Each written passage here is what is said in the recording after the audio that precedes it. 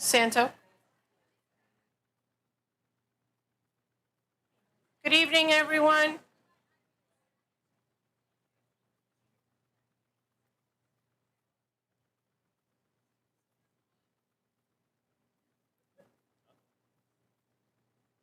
Can I please have a motion and a second to reconvene the public meeting? Motion. Second. All in favor? Aye. Aye.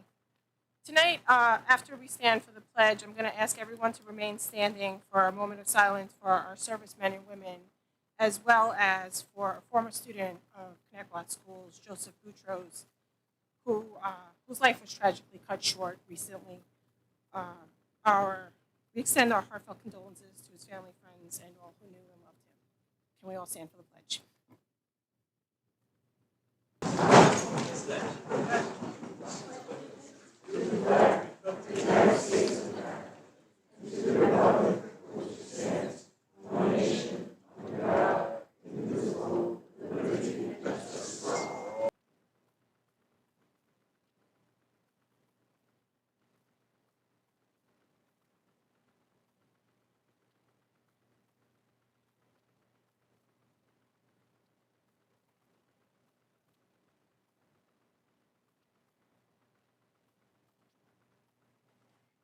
Thank you.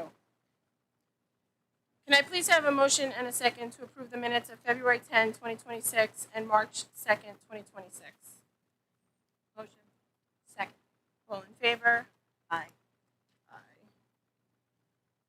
Aye. So welcome.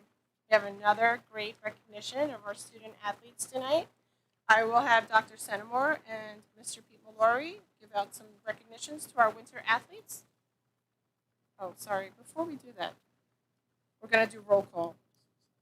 We were so excited. I do apologize. Marisol Mallon, President. President. April Natelli, Vice President. President. Jackie DiLorenzo, Trustee. Present. Sarah Parisi, Trustee. Melissa Torgressa, Trustee. Present. Dr. Joseph Senamore, Superintendent. Present. Robert Hauser, Assistant Sup for Business and Operations. Present. Christina Poppy, Assistant Sup for Curriculum and Instruction. Present. John Allen, Assistant to the Superintendent. Present. Lori O'Hara, Executive Director of Professional Development, Compliance Services, and Special Ed. Present. Anthony Fasano, District Attorney. Present. Thank you. Thank you. And now, for the moment we couldn't wait for. Mr. Mallory. Good evening. Thank you for having me here tonight to honor our athletes and our coaches. I feel like I was here a week ago just finishing up the fall sports. It's like athletics never stops. The athletes here literally competed 3 days ago upstate New York, and then yesterday they were out on our field starting the spring season. So it just keeps rolling. We really appreciate that you guys take the time to recognize us. Real quick, as I'm staring at John Allen over here, as you know, we had an awful winter. We really didn't think we'd be outside yesterday, and even with the weather cooperating, we didn't think we'd be able to use all the fields. And Mr. Allen's guys were phenomenal. Thank you. They got everything, literally everything done, and we were up full go with about 510 athletes out there yesterday. The winter season was another tremendous season. 309 athletes competed. 6 out of 8 of our teams made the playoffs. We don't have our scholar athlete numbers yet because they don't come out till Friday. We won 2 league championships, 2 county championships, and the cheer team got a bid to nationals as they always seem to do. We had 22 individual state qualifiers. We don't keep the record books on that, but in my 7 years, that's certainly the highest amount we've ever had for a winter season. The first state qualifier I'd like to talk about, if Katie Purcelli would come on down. Katie?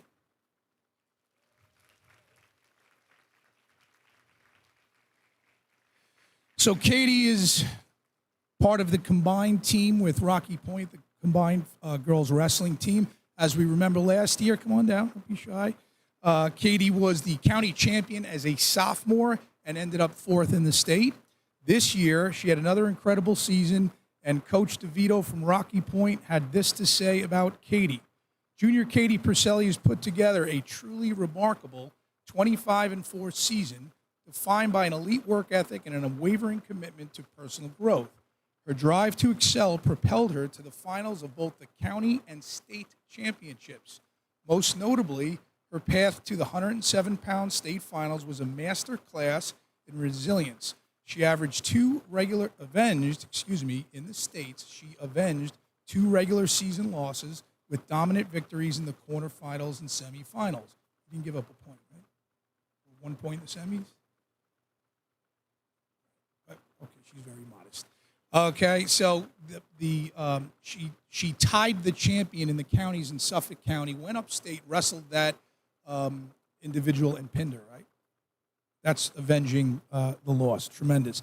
The postseason run is a direct reflection of the discipline she brings to the mat every day. We are incredibly proud of her achievements and eagerly anticipate the bright future ahead of Katie. Congratulations.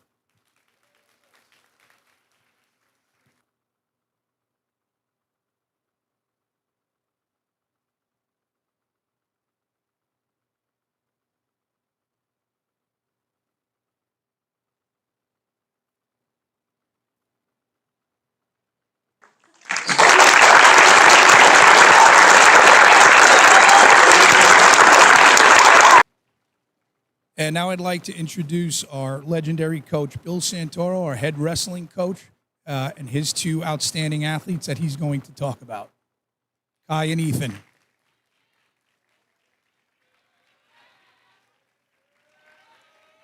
These guys are popular. Our top wrestlers this year are Ethan Hauser and Kai Shapiro.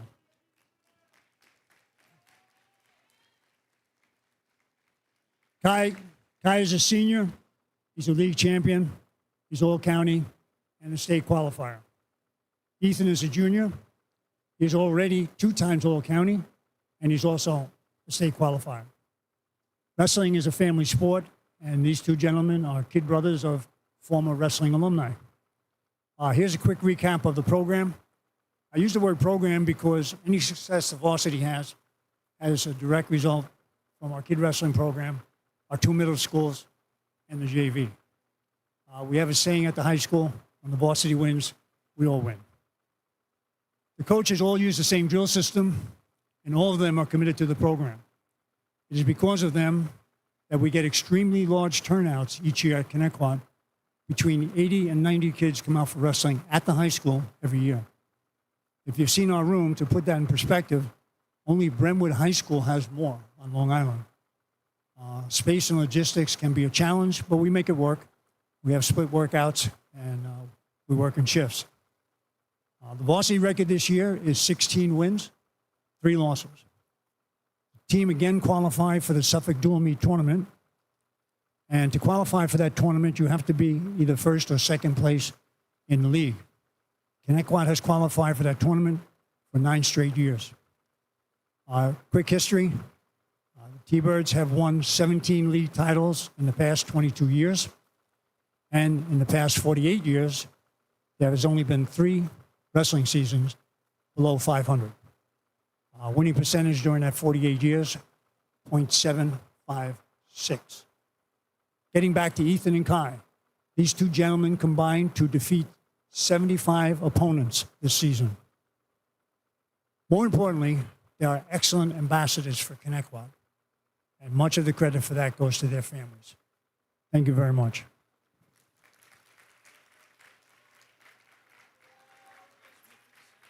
Thank you, Coach. Well done. Congrats again, Ethan. Way to go, Kai.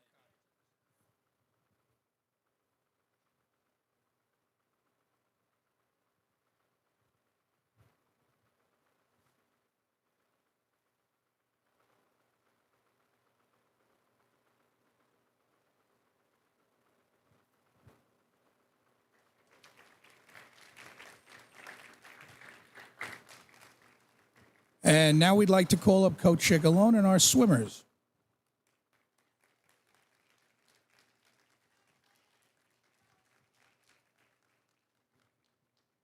Thanks, Mr. Laurie. Again, I'd like to thank our Board of Ed and all our administrators for really making our new pool come to fruition. You know, there's a lot of work that was put into that, and we truly appreciate it. Gave these guys a great home to swim in, and super proud. This season was truly an outstanding one for the boys. Through their hard work, their dedication, we finished 4th overall in the county with a 62 record. To say I'm proud of these young men is truly an understatement. I know I'm kind of pressed for time here, so I'm going to be a little quick. I definitely want to introduce these guys. Up first is our senior captain, Dean Smith.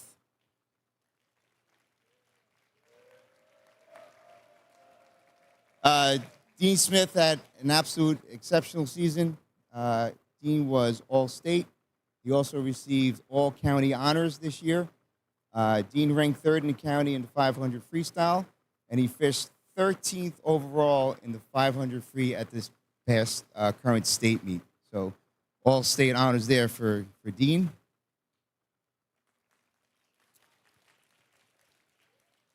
I just want to add that he also dropped nearly 6 seconds off his personal best time there at the state meet. So very proud of Dean.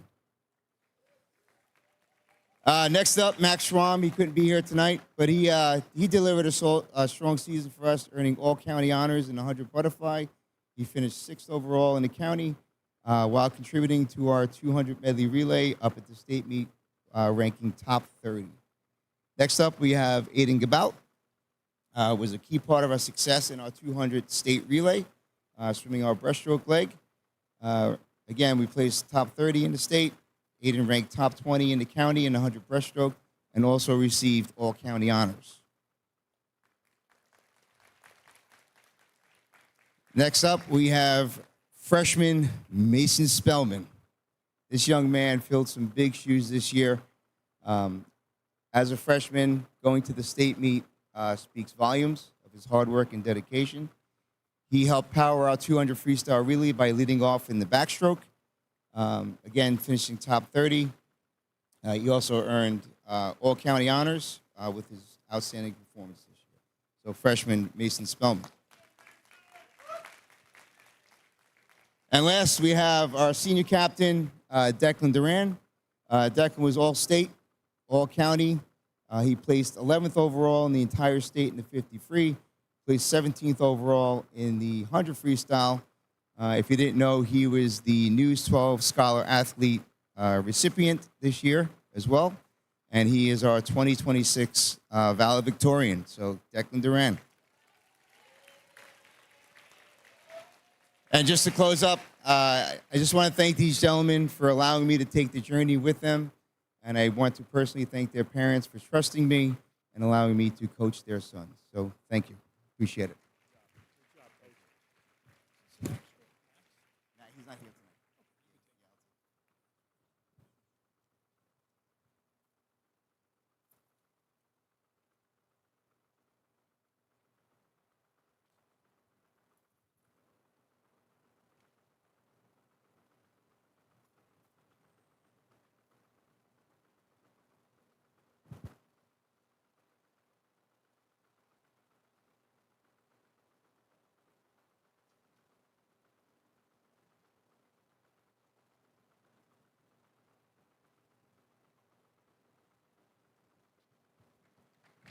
Thank you, Coach Alex.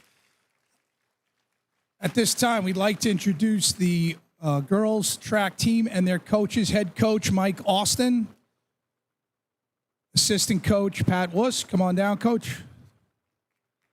Oh, he's with, okay, got you. And Dennis. Dennis, come with you.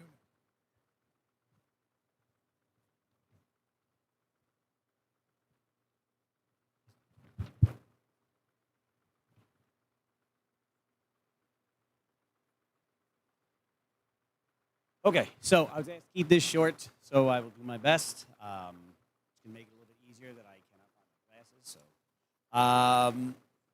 So, okay, so historic team this year, historic performances this year for the team. I will have a bullet-pointed list, so I will try to be as quick as possible.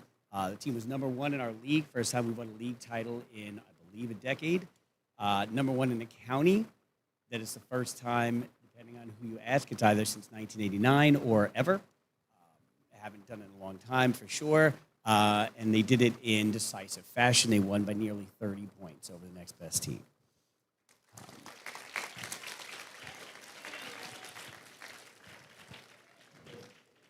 to give you an idea, before I get going into this, there are 15 events total in a track and field meet. So when I start mentioning how many kids did certain things, it'll give you an idea of how incredibly dominant this team was.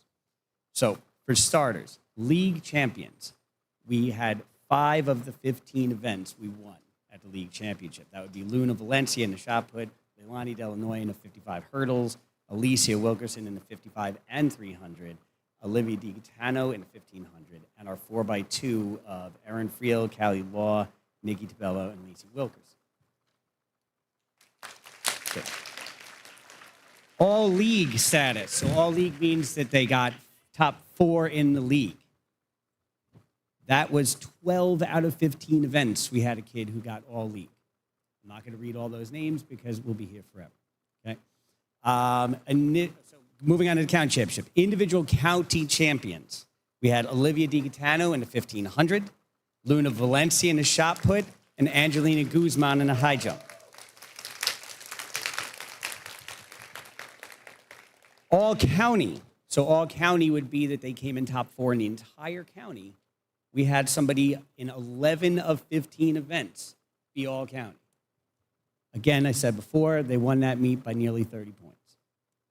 I won't read those teams because we have to move on to state qualifiers. Okay, for state qualifiers, we had a total of 8 girls qualify for states in a total of 15 events. So that's more than half the events we had kids qualify for states in. So Luna Valencia was in shot put, Leilani Delanoy in the high hurdles, Alicia in the 300 and the 4x2, Sophia Orlando in the race walk, Liv in the 1500 and the 3000 and the 1000, and the 4x2 of Leilani, Callie, Erica, and Alicia. So all those girls qualified for states. At the state meet this past weekend, we had Luna in the shot put come in 24th. Leilani came in 19th in the hurdles. Sophia came in 4th place in the entire state in the race walk, came all state, all federation. 4x2 came in 10th place overall, ran a 1-second school record. Huge if you don't know anything about sprinting. Okay, sorry. Alicia Wilkerson. I don't know if I mentioned this yet. 8th grader Alicia Wilkerson ran in the 300-meter dash. Well, correction. Let's go back. She anchored our 4x2 in a time of 24:09. I know that doesn't mean much to a lot of you, but it was the 4th fastest time of anybody in the entire meet the entire day.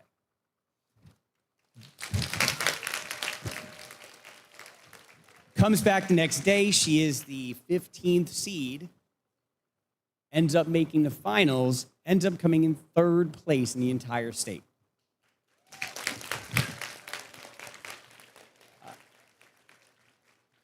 I'm just going to dote a little bit more here. That puts her as the 2nd fastest 8th grader in New York State history. And she's currently the fastest 300 8th grader in the entire United States.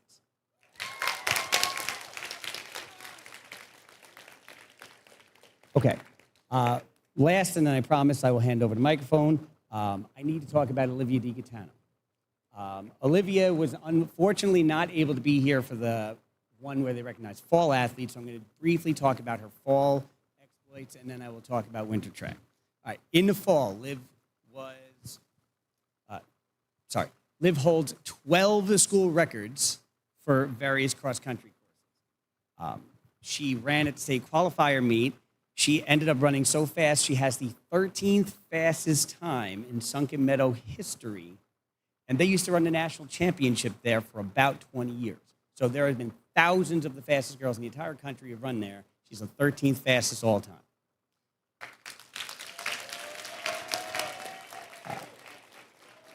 Went to states, all state for the 2nd year in a row. Ran a fantastic time there. Has the fastest 5K in Connecticut history.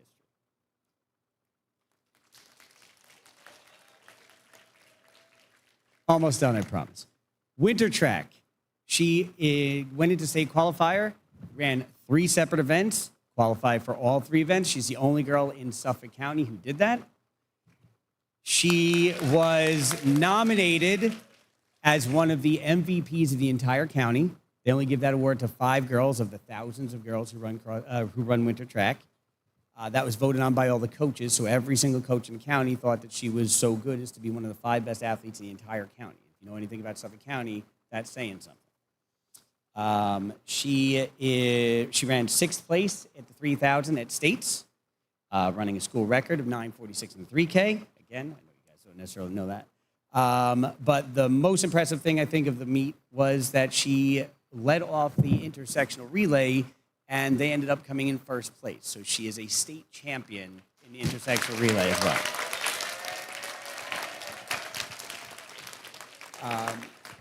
A few of them will be going on to nationals this coming weekend. Again, for the sake of time, I won't name them all, but we do have a bunch of girls going on to the nationals meets this weekend, where we're hoping to have a couple of them come home as All-Americans. Just want to take one more second to thank the Board of Ed for having us. I want to thank 2 in particular, Ms. Torgrosa and Ms. Mallon, who came out to see our county championship meet. The support really means a lot. All right, so the 2026 county champion. Congrats, man.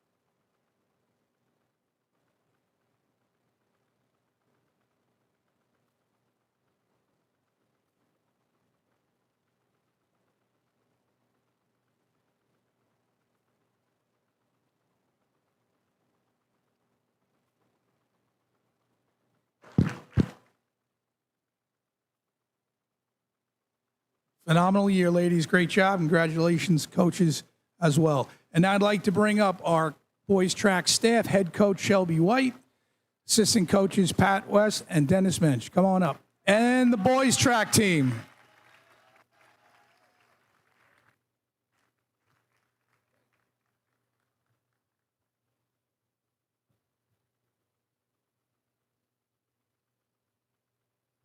While the boys make their way down here, I do want to say thank you very much for having us this evening.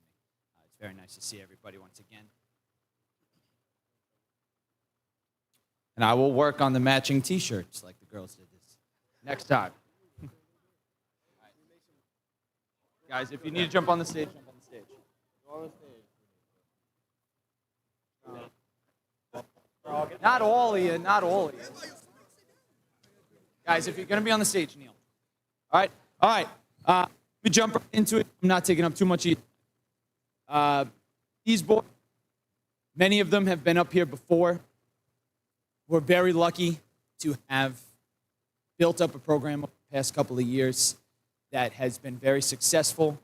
And I know you always look at it and you're like, it's the same kids or whatever it is, but it's not. These kids have come in and come out and come and gone and consistently, and it's due to the hard work that these guys put in, seriously. And I think any coach in the room of any sport is that the kids who put the dedication and the work in are the ones who get to be at events like this. Noticed for their accolades. So let me jump right to it about what these boys were able to accomplish this year. This season in particular, we set 10 new top 3 time squat marks in 8 different events, including 55-meter hurdles, pole vault, long jump, 4x200 meter relay, high jump, 2 weight throwers, and in the 300-meter dash. So all of those were accomplished this year, top 3 Connecticut times or marks ever in school history. 3 of those marks were new school records entirely. One of them was from senior Devin Woodard in the 55-meter hurdles. He ran a time of 7:65, which marks him as one of the best in the state in the hurdles. And the guy that he took that record from was a New York Gatorade Athlete of the Year in J.J. Stallworth in 2013.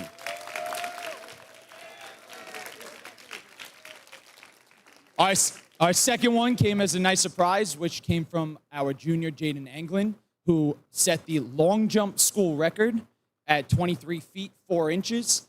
That was a huge improvement. He's followed very closely behind by another teammate of his who set one of our top three marks in that event as well. So we're having a tremendous year in the long jump right now with a sophomore and a junior leading the charge there.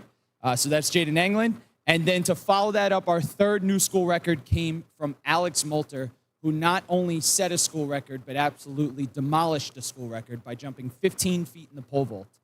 He broke the school record by a full foot, and at the state qualifier, he is 2 feet better than the next jumper in Suffolk County. So when everybody else got out of the competition, he was just coming into the competition. And just to put something nice in perspective, the guy who came in second behind him is also on our team. That's senior J.J. Ingersolino.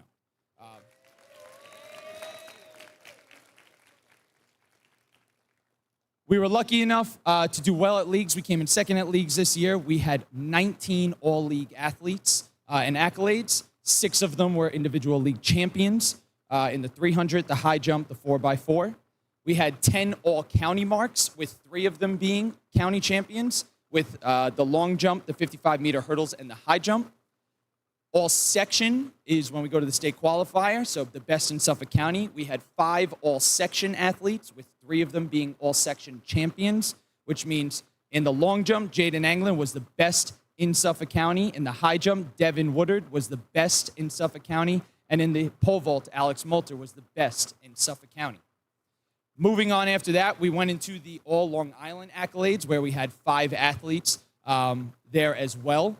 It was the same 5 athletes who were all section, got themselves All Long Island honors. One of them being the champion in sophomore Jeremiah Davis in the long jump. He was the Long Island champion.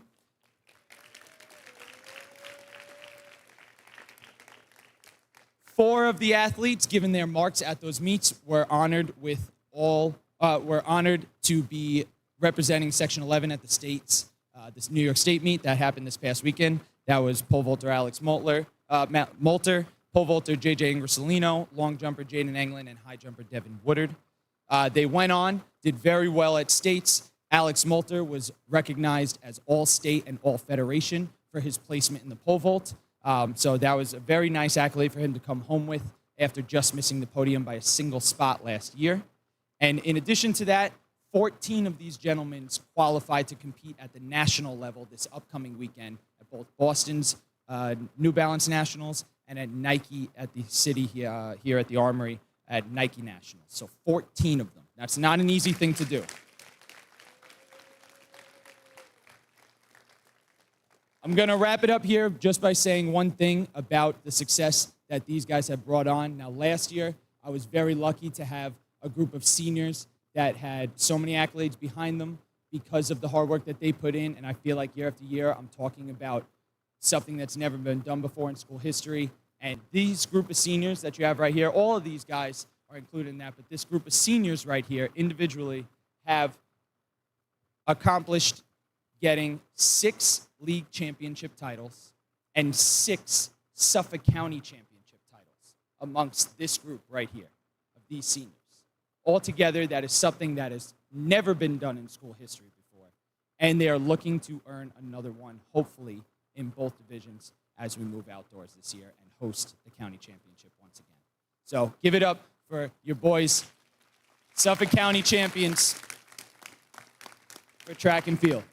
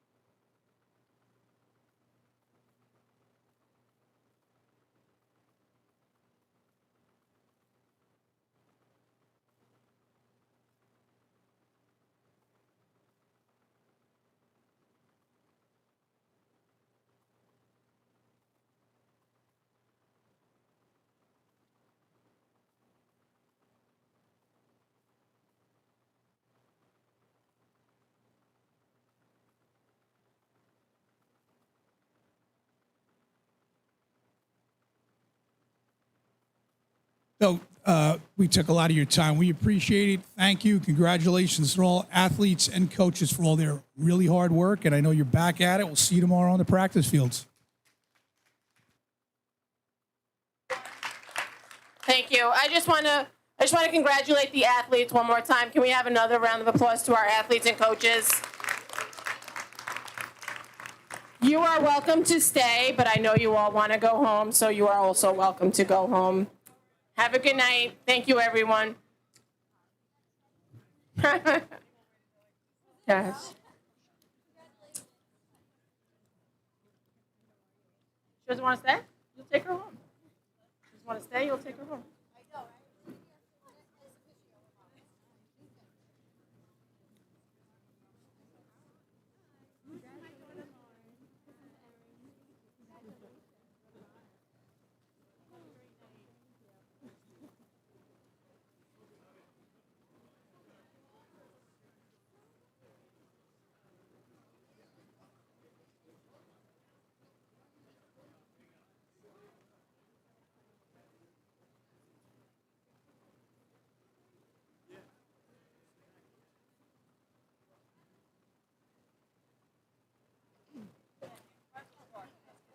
No, I know, but because it's going to be hard to hear at home because of the background.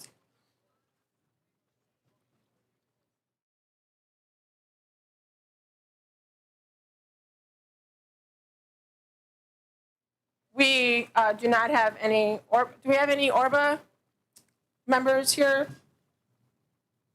SEPTA, PTA? We now will have a presentation from Ms. Poppy, the Assistant Superintendent of Curriculum, for our elementary curriculum overview. Thank you, Mrs. Mallon.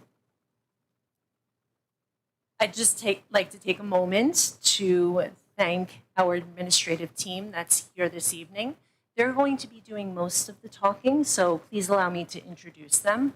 In the audience this evening, we have Ms. Jill Leahy, who's our principal of Cherokee Elementary School, Mr. Michael Renda, the assistant principal of Cherokee.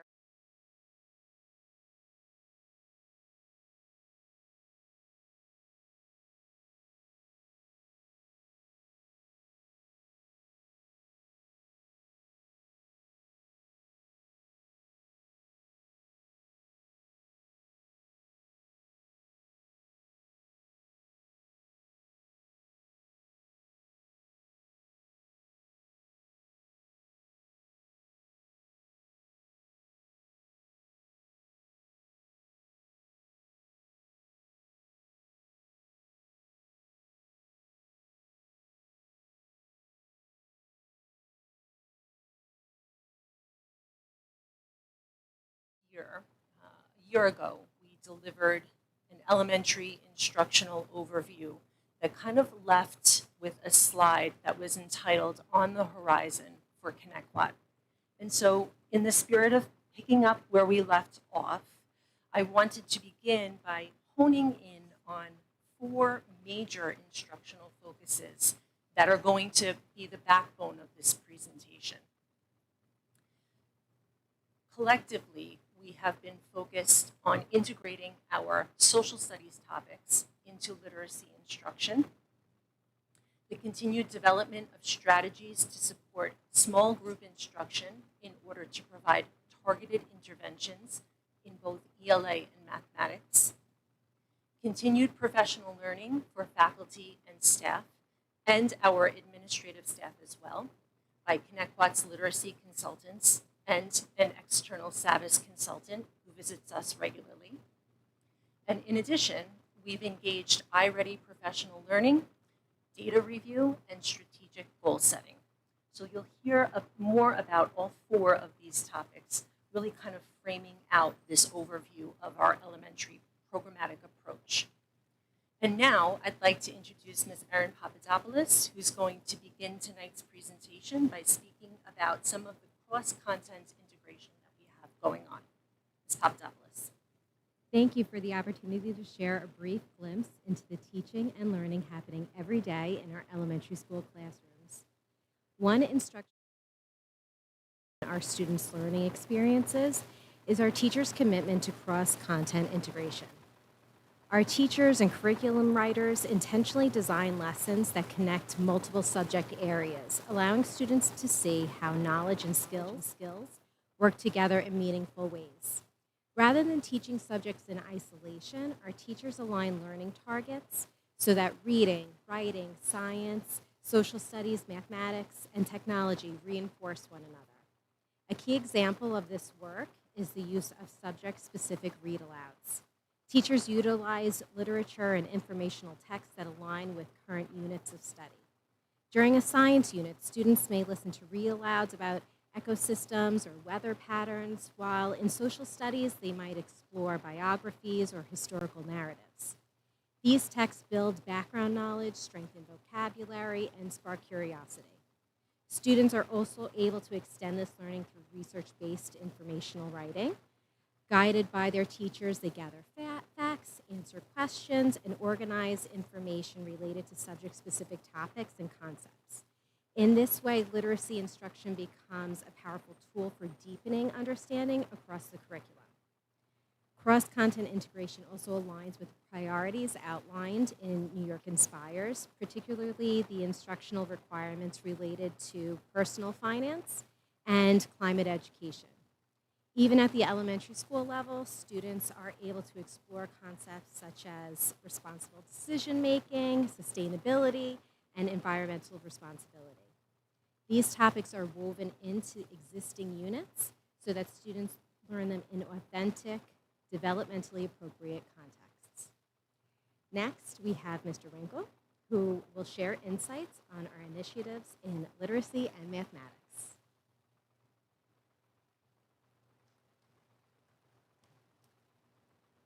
How you guys doing? So I'm going to talk a little bit about math and ELA. I'll make it as concise as possible.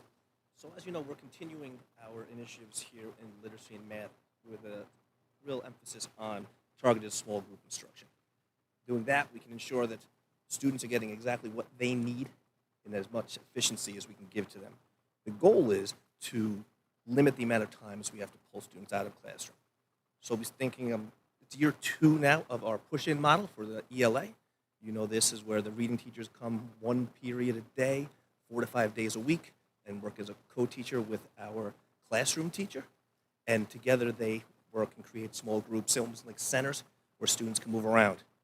If you do the math, if they do they do 40-minute periods, they do 2 20-minute blocks, they can get 8 to 10 different small instructional groups over the course of a week. So our students who are in the greatest need can get small group instruction at least 4, maybe even 5 times a week. So, and we don't have to pull them out of the classroom. So that model has been working well for us. It's our 2nd year. Teachers are getting very comfortable with it. The second piece is it's our 3rd year now with the Envision Math program. So this is a point now where our teachers are getting very, very proficient at it. And I'll talk a little bit more later about how the professional development is going into that. But we're finding that they feel more comfortable in it. And I always remember it's their 3rd year, but it's also the students' 3rd year. And when you do something like this, they become well-trained and versed in it. So their math literacy is boosted as well. So that's where we are right now in those initiatives. To talk about intervention groups, I'd like to introduce Mrs. Laura Kimball. Before you do, Sure. I'm sorry. You can put me on the spot. I did. I'm so sorry. But I'm just curious, have you seen any growth? And if you have, what growth have you seen in the math program? So it's hard for me to speak on a data level about the whole district. You know, my building, At your school? Was it at my school?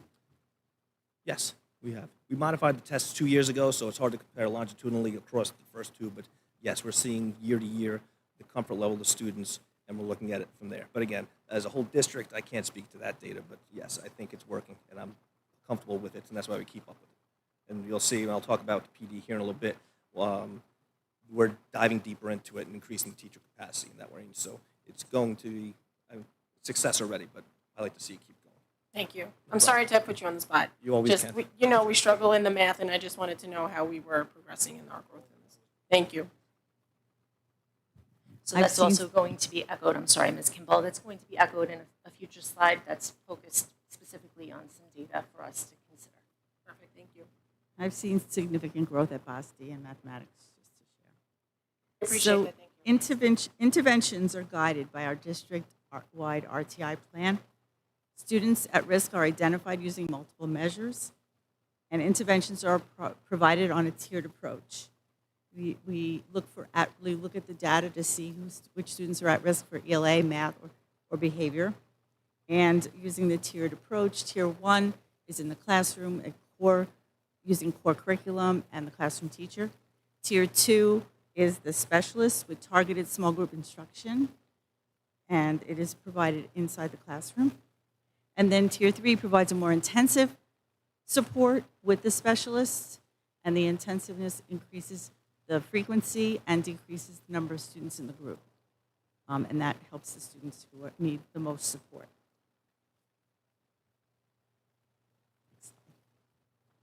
We use a collaborative approach to interventions. It begins with our instructional support teams. The ISTs meet, and they meet with the classroom teachers, the specialists, the interventionists, the ENL co-teachers. The IST regularly reviews student data and monitors progress, and then creates the groups in the tiers. The groups are fluid and flexible, and students move in and out of tiers based on their performance.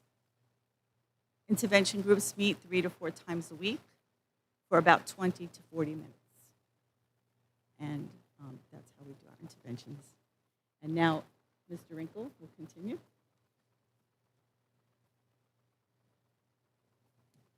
Mrs. Mount, I'm going to go every other time just to keep it fresh, right? Don't you worry.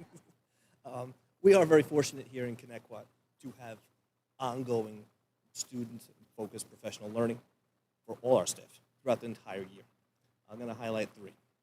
So these are individuals who either work here already or they come into the building.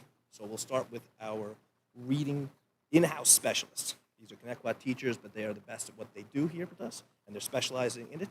So they bounce around the schools, and they deliver either professional development or anything the teachers can give them a call and ask for, and they'll help them out with that as well. So they're here for us. I can give them a call. I call them all the time, and we can put something together that we really want to target, like our small class instruction or the small correction groups and that we're targeting. Our Savvis consultants. So Savvis, as you know, is the company that owns Envision. They're the math program that we have, and they come in and they work with the teachers different periods throughout the year. And one thing we've been looking at and trying to target is to increase the teacher capacity with this program now that's 3 years in. They know the basics, they know the operations, they know the format that the lessons go, but we were looking in deeper. There's a whole toolkit we have. They're working on creating now small group targeted groups for that as well, so that we can, again, really maximize the students' times, the skills they need. So the consultants are really helpful in that area. And this year, we started talking a little bit of a summer with the administrators, and then the teachers have got access to some iReady staff consultants. iReady is our benchmarking tool that we use. iReady, we give it 3 times a year, the fall, the winter, and the spring. And afterwards, we meet with consultants, and they talk with the teachers about how to really dive into the data, really looking at it, and then how to create groups in that way. And what are we maximizing the best, and what can we use and get a little bit better at. But I don't want to talk too much about that, because I want to let Mrs. Jill Leahy go to talk, because she's going to be specific about the data. I'll Any- let Jill any answer questions? my question then. I'll let Jill answer because it's about iReady. Thank you. I'm happy to talk about data. Good evening. Yeah, so iReady, I've had a few parents reach out to me. Do we give the parents any notification that their kids will be taking these iReady tests? As a district, you mean? Or just, no, we don't Well, put for it out? school, for anything, because you know what, these tests, like you just, like Mr. Engel just said, you're collecting the data, you're using it to see what students' needs and wants and highs, lows. So parents are saying that they'd like to be notified that their kid is going to be taking a test. They want to explain to them that it's important. Because a lot of kids, especially in the elementary school age, and you guys know better than me, don't take tests sometimes seriously, and we're just doing this again. So they just want to be aware and maybe make their kids aware of what that it matters. Yeah, I believe that's something that we're working towards as a district, because I know later in the slides we're talking about the parent report.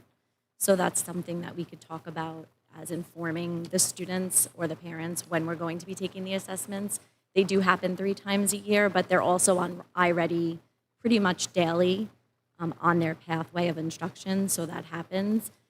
So that's all year long, but the 3 benchmarks, and that's something we could talk about as the administrators. And that's what I think might be the confusion, that they're on it often, and now why is this one more important than my other days? And we do, the program is wonderful, and the staff development we had talks about really having the students take that assessment seriously. There is videos that the staff can use. There are contests that all of our buildings have different contests and different things that we use to promote it in the building to get the students excited about taking it. So that's a great point that we could share that out. Thank you. So data. So we love talking about data now, and iReady has been a wonderful tool to help us do that. So our universal is a year, as Mr. Wrinkle said, in reading and math, and we use iReady as our main core screener, but we also have AimsWeb, which is another one that we use for oral reading fluency and math fluency. So they're pretty much, they serve as a well check for students' academic health. So that's why it's not something that really goes home per se yet to parents, because we really wanted to make sure that the few years that we've had it, that we've understood the data and been able to really dive deep into it with the staff developers. And we use that as like a snapshot of their performance relative to grade level benchmarks across the nation. Right. So my concern though is that we do use it for Sequest and other things. If we're using it for something that is going to dictate what they could be participating in the future, we should be relaying that to the parents. We can absolutely appreciate that. I think that is going to form a larger part of the conversation here. So I just want to, before Ms. Leahy continues, I just want to be clear in that we've always had a diagnostic type of assessment that we've offered here. We have changed companies because what some diagnostic assessments offer is sometimes more beneficial for our classroom teachers in order to really gauge student skill sets. So we started working with iReady because the product that we were using in the past was not meeting the mark. We've found the product to be more consumer friendly, and I think we'll kind of see that. I do agree with you in terms of taking the assessment seriously, and as Ms. Leahy said, students are on the MyPath portion of iReady consistently in their experience inside of their classroom. That particular component of iReady allows students to practice their skill sets leading up to that diagnostic piece. And it's adaptive, so it presents skills, questions, tasks to students that are in accordance with their particular skill sets, and then measures their growth throughout the time that they're using the product. Yeah, and I think that is all great. It's just because some of the criteria, as we've discussed, change with the Yes. Sequest, and if we're changing the criteria, then we have to change our mindset towards this test. And that's why in the past, maybe it wasn't as much of a a question from parents, but now it's becoming something because of, our criteria. Point well taken, thank you. And using this data for many reasons, but really our main goal for using it is really to drive the instruction. So what we found this tool to be more useful, instead of really being, reactive, we're trying to be proactive with instruction and try to identify small gaps that students have before they become huge gaps or significant barriers down the road. So to inform their instruction, teachers can look at the data and see class-wide trends and then adjust their core instruction. So that's one real benefit the teachers are using it for. Teachers can use the screening results to group students, as one of the other slides mentions, with small groups for daily targeted instruction in reading and math. And what's great also about the diagnostic is it pinpoints students that are at risk, who may require interventions, but also students that have either been on grade level or mastered grade level content and may need some enrichment. So that's why it's great that it really dives deep into how students are performing, not just on the diagnostic, but on a daily basis with the pathway. I love it. Next slide. So here's an actual piece of the data to share with you. So this is really a snapshot of the elementary schools, K-5, It's an example of the iReady diagnostic report that an educator would see if they're tied to the classroom. So this report displays the results for fall and winter for math for this year. So as you can see in math, we increased, if you just say, take a look at the green, 17% to 40% of the students are on or above grade level. So that's been a huge jump in percent since the fall. And then if you look at the red even, we've decreased from 19% to 9% for our most at-risk students. So that's the red piece there, and you could see how it's changed from fall to winter. And then we'll also take it again in the spring. So it's something really to celebrate. As you know, everyone's mentioned, this is our third year using Savvis. It's only our second for using iReady Math. But you could see that students are making gains with the small group instruction that we've implemented in the classroom, and also with the program, the staff development, all of it has come together to really show growth in this area. And I think it's only the beginning because we're seeing so much growth, and it's great. Ms. Leahy, Any questions? Yeah. do you mind just sharing with us a little bit of information about what's presented to students on a grade level in the fall? Is it material that they're necessarily familiar with completely? No, so that's an when they important start off at the distinction. beginning of the year, they're going to be asked questions, and it's computer adaptive. So it's going to start off with a question that might be a beginning of the year grade level question, and then dependent on their answer, the questions either get harder or they get more, or they get easier depending on how the student answers. And they're going to do that multiple times, different topics, whether it's reading or math, and then come up with a median score to see how they compare to other students that take the iReady assessment. So it changes all the time. No student has the same assessment, and the assessment never looks the same for fall, winter, and spring. Does that make sense? Yes. Okay, next to the podium, I'd like to introduce Mrs. Lonergan. Thank you, Mrs. Leahy. Good evening, everyone. Thank you so much. Oh, I'm going to put that up a little bit here. Thank you so much for inviting us here today. It's nice to see you all. And I'm excited because I get to talk about my most important favorite thing, which is student growth. So Mrs. Leahy showed you our graph for math. If you look at the screen right now, it shows us our growth reports as a district for reading. Something I'd like to point out is if you notice in the fall, 18% of our students, I'm adding our 3 or more grade levels below and our 2 grade levels below, were performing below grade level, and now we've reduced that to 11%. If you take a look at our yellow, which is 1 grade level below, we went from 49% 1 grade level below to 35% 1 grade level below. And this is the part that's like the wow factor. When you're looking at our mid or early on grade level, we went from 22% early on grade level in the fall to 28% in the winter, and 12% in the fall for mid or grade level, and now 26% that are mid or above grade level. So that's a nice trajectory to see, and I know just historically that midpoint, I'm sure going forward for springtime, we'll definitely see that trajectory continue. Next slide, please. I just want to say for both these slides, and I just want to make sure I'm understanding this. Do we agree that the yellow number is a big number? And that's a lot of students that are 1 grade level below or 2 grade levels below in both math and reading? So I think it's important to mention that when the students take the exam or the diagnostic in September, often we filter in the summer slide. So unfortunately for some of our students, there's been 2 months where they haven't had a lot of, whether or not they haven't been practicing their facts or their reading. So sometimes we see a little bit of an increase in that yellow number. But I believe, and I don't want to speak for my colleagues, but looking at my reports for Duffield last year, by the end of the year, that green was surpassing that tremendously. Okay, so hopefully we can have these numbers then again at the end of the year so we can see the growth. I just wanted to add, I have a very loud voice, I have to speak lower. It's the Italian in me, I'm sorry.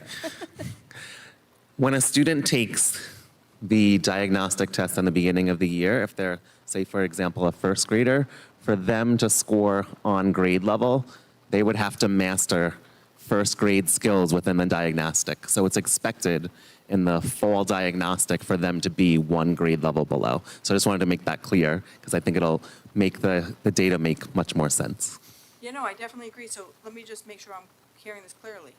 the first line that, for the reading that says 12% and what is the second line for 26% then? That is the winter, correct? So for the growth, it was 49 to 35. And yes, that's growth, but I'm saying like 35%. With math, it was even higher. That's still a lot of students. It was 52% are 1 to 2 grade levels below in math. I think this data is great because, like Ms. Leahy said, that now we can maybe pinpoint on what the students need. So I think the more that we are using this, the better we're going to get. So I am excited about the program. I just wanted to make sure I'm reading this correctly, and that number is still a big number of kids who are, considered below the grade level. I'm sorry, Michael. Something I did want to add, and I might be going off script here, so just bear with me. So for the individual students, when they do take the diagnostic, it provides an individualized student report that provides actual next steps that target specific skills that students need. And with those specific skills, our teachers can use those and use them within their small group instruction. And it also provides them, in addition to the MyPath that they have, they can work independently. This is a broader picture of what their needs are, but there's so much in-depth data that's involved with the iReady reports that's useful for us as administrators and for our teachers. Yeah, I think that's great. I really do. I'm excited to see what's going to happen in the future just because this is amazing data to have and, a great tool. Yes. I'd be interested to see, sorry, I also have a loud voice. Oh, there you are. I'd be interested to see what this same data would be if the students took the test in the spring also. They do. Oh, so yes. we just don't have it? Yes, and yes, so in springtime, they'll take it in May. We just had our mid-administration in mid-January, and we take it in May. And that's great, because then you really got to see the amount of growth that our students have made from the beginning of the year. Okay, any questions on that? Okay, great. Next slide, please. Okay, great. So what do we do with this data? We take this data and we make grade level and classroom level data-informed decision making. Using this data, we analyze data sets to use lenses of growth and grade level proficiency.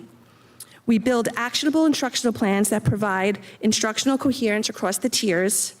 We strategize, we set goals, and we implement plans. And we assess, reflect, and celebrate growth. And I know that we've talked a lot about the small group instruction that our teachers are providing, but I also want to add that aside from the teacher-led groups, our students are also working independently in small groups. So there have been many times where I've walked into a first grade classroom, and there's a group of first graders that are working together independently on a collaborative activity aligned with their goals. That increases student agency as well as their independence.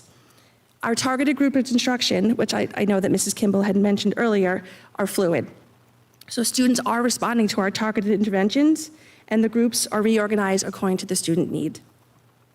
And it's nice to see the growth because it shows the fruits of all the hard work of all of our teachers.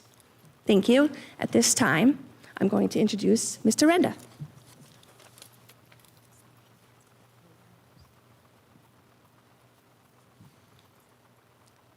Good evening.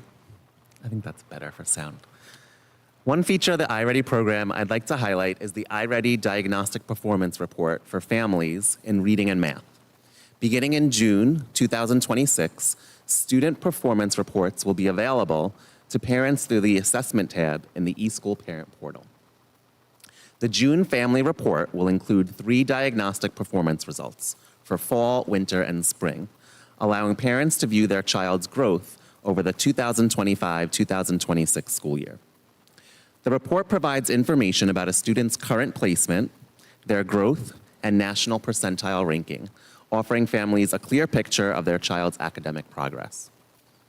Beginning in the 2026-2027 school year, diagnostic performance reports will continue to be available through the Assessment tab in the eSchool Parent Portal after each diagnostic administration. I would also like to add that iReady is just one measure. We use multiple measures within the district to assess a student's whole learning. We'd like to thank the Board of Education for its continued support and collaboration in strengthening instructional programs. Your partnership helps ensure we can provide meaningful tools and resources that support student growth and success. Thank you, and we invite any other questions. Yeah, I think this is great. I think parents are going to love this data and to be able to, watch their own child grow and want to know their needs and, everything about that. So I think that is great. Ms. Leahy could have led with that we're going to get this report. Thank you. Does anybody have any questions? Thank you, everyone, and thank you Thank to you. your staff also for all you guys do. Thank you. Thank you, everybody. Thank you, everybody. You guys are also welcome to stay or leave at your discretion. Have a good evening. Thank you so much. You're going to miss Mr. Hauser's budget presentation, by the way.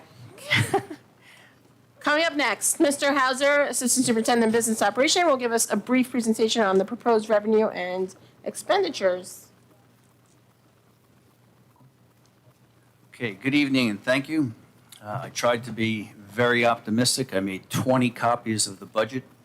I placed them right on the edge of the stage, so if anyone is interested in taking a copy, please feel free to do so.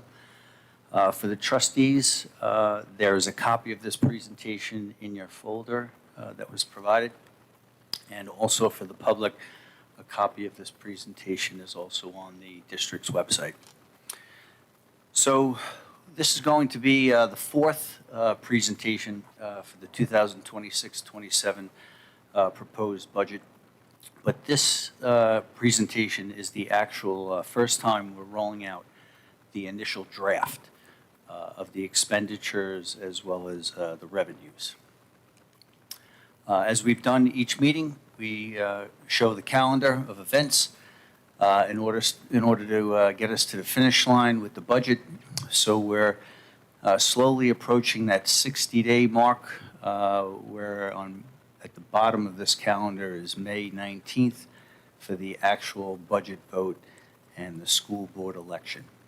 I highlighted in yellow in the middle of the calendar tonight's presentation, and then at the next board meeting on March 24th, we'll take a look at the second draft.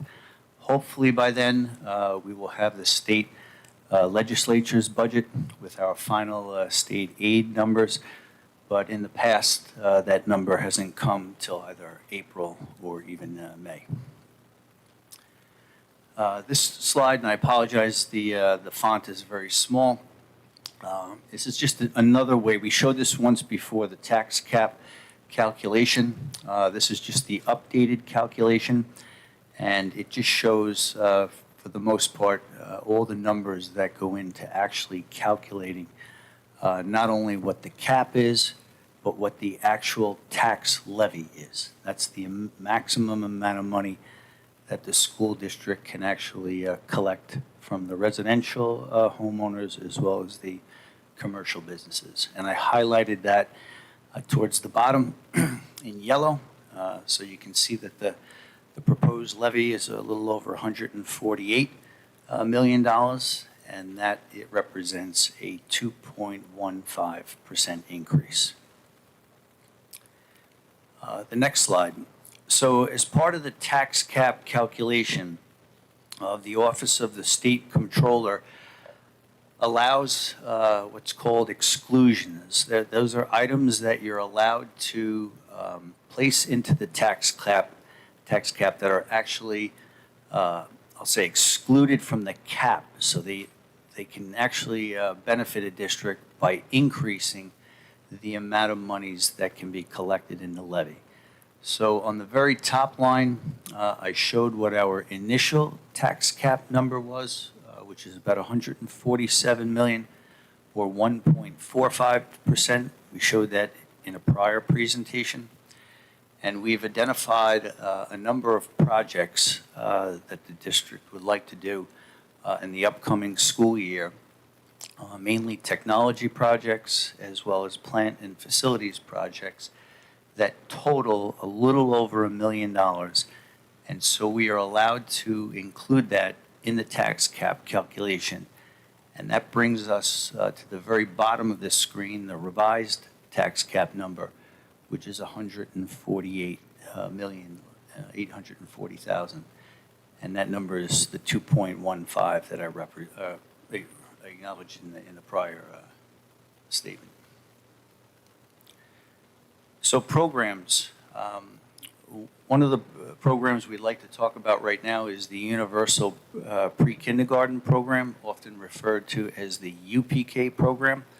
So we have an opportunity, and we're looking into expanding our current program by 2 to 3 sections to meet the needs of the community, but that will come at no additional cost to the community. The governor's proposed budget includes increases in funding for UPK, and that will also result in savings. Yeah, just to be clear, we talked in the past about the per student aid threshold. There's a specific category of aid that could only, state aid, that could only be used for UPK, and it's had a cap on how much per student, and that cap has not realized the actual cost, and that's actually resulted in most districts across New York State, including Connecticut, actually not being able to utilize all the available UPK specific state aid, and having to actually budget out of the general fund money to offset. What we're hearing from the governor, I believe the Senate in their version of the budget is also recommending what the governor's recommending. So this is one of the positives coming out of the state budget, is that we should both realize a savings out of our general budget, which is definitely needed, and we should be able to add a couple of sections based on the parent need as we've had the UPK registration. Thank you, Dr. Senamore. So other programs that we would like to speak about are the Alternative High School program, the Alternative Learning Center and Credit Recovery program, the High School Academy, our BOCES Summer Enrichment program, and as well as at the bottom, a new program from the Town of Islip. This is a new summer program called the Town of Islip Summer Playground Program. So just going back up to the top, for the Alternative High School, this is a program we are recommending that we not move forward with for the 2026-27 school year. Currently, that program has about 15 students in it, and that comes at a cost of about $140,000. The question? Okay. The second one is the Alternative Learning Center and also the Credit Recovery Program. Currently, there are 6 students in that program, and that's at a cost of about $188,000. I just have a question. Can you just explain why we're not recommending going forward with one that is less expensive and currently has more students in it versus the one that's more with serving less students? Yeah, I could start that. You understand what I'm saying? We're talking about not recommending moving forward with the alternative high school, but it says we have 15 students at 140. So I'll start that conversation, and then Ms. Poppy can join in.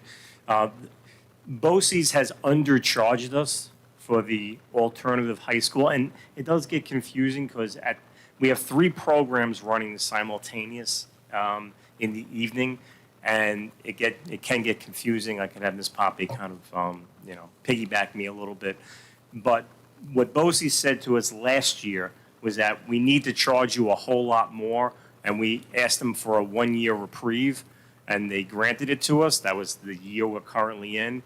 But that the cost for the alternative high school is really going to skyrocket. The other 2 programs that are in there at the same time, when students get suspended from school, they are, especially if it's a prolonged suspension, not 1 or 2 days, they're offered the opportunity generally to go to the Alternative Learning Center in the evening. And then we have students in the high school who are at risk of not graduating. Obviously, we have a very high high school graduation rate, always around 99%. And one of the reasons it's always around 99% is that we have a credit recovery in place. So, the need for the ALC, because discipline does happen, and certainly the need for graduation. And we feel like in terms of the alternative high school, we can meet those needs in other ways. I know there may be some questions. I don't want to meet those needs in district. Ms. Poppy, if you could shed maybe a little bit more light on some of the differentiation with these 3 evening programs. Of course.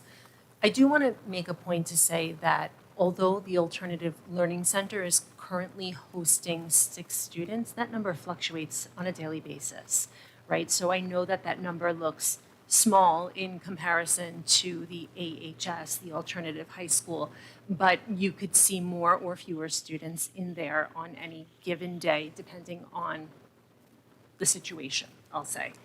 Our credit recovery program just started up, and so that is at a cost of seat as opposed to a programmatic cost, an overall cost. It's a little more, I'll say, tuition friendly, but it's all wrapped into that 188 number that Mr. Hauser spoke about. The Alternative High School has been in existence for, I do believe, the better part of 15 years now. It's a Twilight High School program. The number has fluctuated of students who are enrolled in it, and I will say, according to what Dr. Senamore said, is that we share in the expense for this program through Eastern Suffolk BOCES with another school district. So our grace period by BOCES was due in part to the fact that the other school district consistently hosts more students, and they were able to kind of offset a cost for us. Typically, we start with a very small number in this program. For instance, this year, entering in September, we had 4 students enrolled. The number has climbed as the school year has moved forward, and we generally see that trend. But that's another program where, it's not a static 15-student population typically. That fluctuates as well, although not as significantly and certainly periodically as the ALC, the Alternative Learning Center, does. So I just have a quick question on the cost. You're saying that because BOCES is picking up some of our costs for the Alternative High School is why because it's almost 3 times the cost per student more for the Alternative High School. Like, you're looking at $31,000 per student at the Learning Center versus $9,000 at the Alternative High School. BOCES is picking up almost $20,000 per student. That's a lot. For the Alternative High School? Yeah. Currently, they have been doing that for us. They have Okay. not been charging us for seats. And Dr. Senamore and I had a very frank conversation with BOCES about a year ago, wherein they stated we'll no longer be able to do that for ConnectBot. Got it. And that stops They're this year. expecting So us, now it's going to be correct. the same price per student for both. Is that what? It wouldn't be equivalent. It would be more of an investment for the Alternative High School. Got it. Correct. Thank you.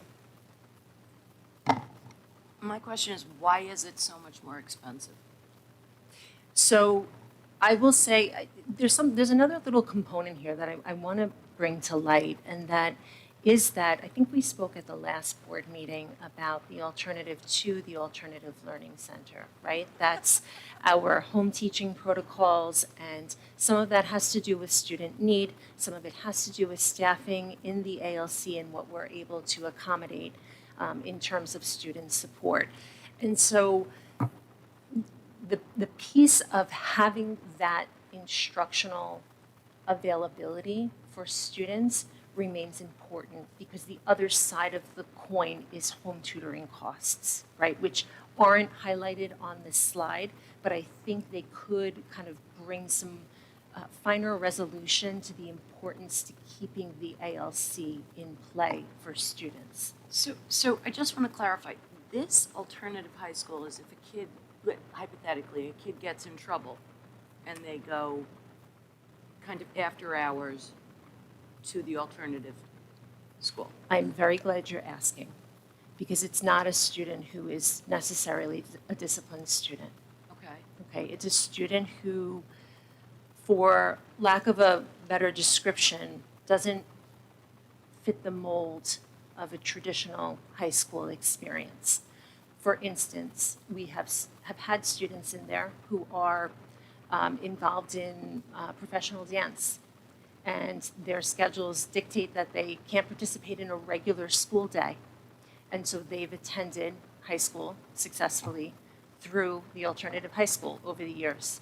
We've had students in there who are, I'll call it school phobic, for lack of a better term, students who are really reticent to participate in a regular instructional day with the general population, who thrive in a smaller setting, but aren't necessarily behavioral concerns of the traditional, in the traditional sense. Right, but isn't that emotional?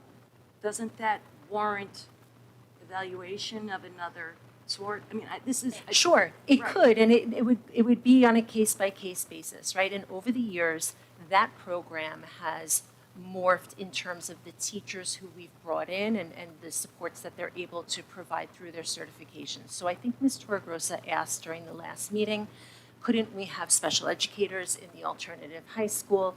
And it is a bare bones sort of program. Generally, the teachers are general educators, but over the years, the principal of that program has made a concerted effort to ensure that staff members have dual certifications, say, in special education. So she's able to service more of a population in that setting. Is her name a confidential secret? Oh, you keep saying her, I don't know who it is. Who are we talking about? I don't know, Mr. Fasano, am I able to say the principal's name of this program? Principal of a She's program. not, she's our employee, it's okay? Okay, Mrs. Berger. And this is a BOCES program, right? So she works for BOCES in the evening. We host, so we host the setting, but it is a BOCES program in the evening. And we're we're paying tuition for our students to attend this BOCES program to earn their high school credentialing.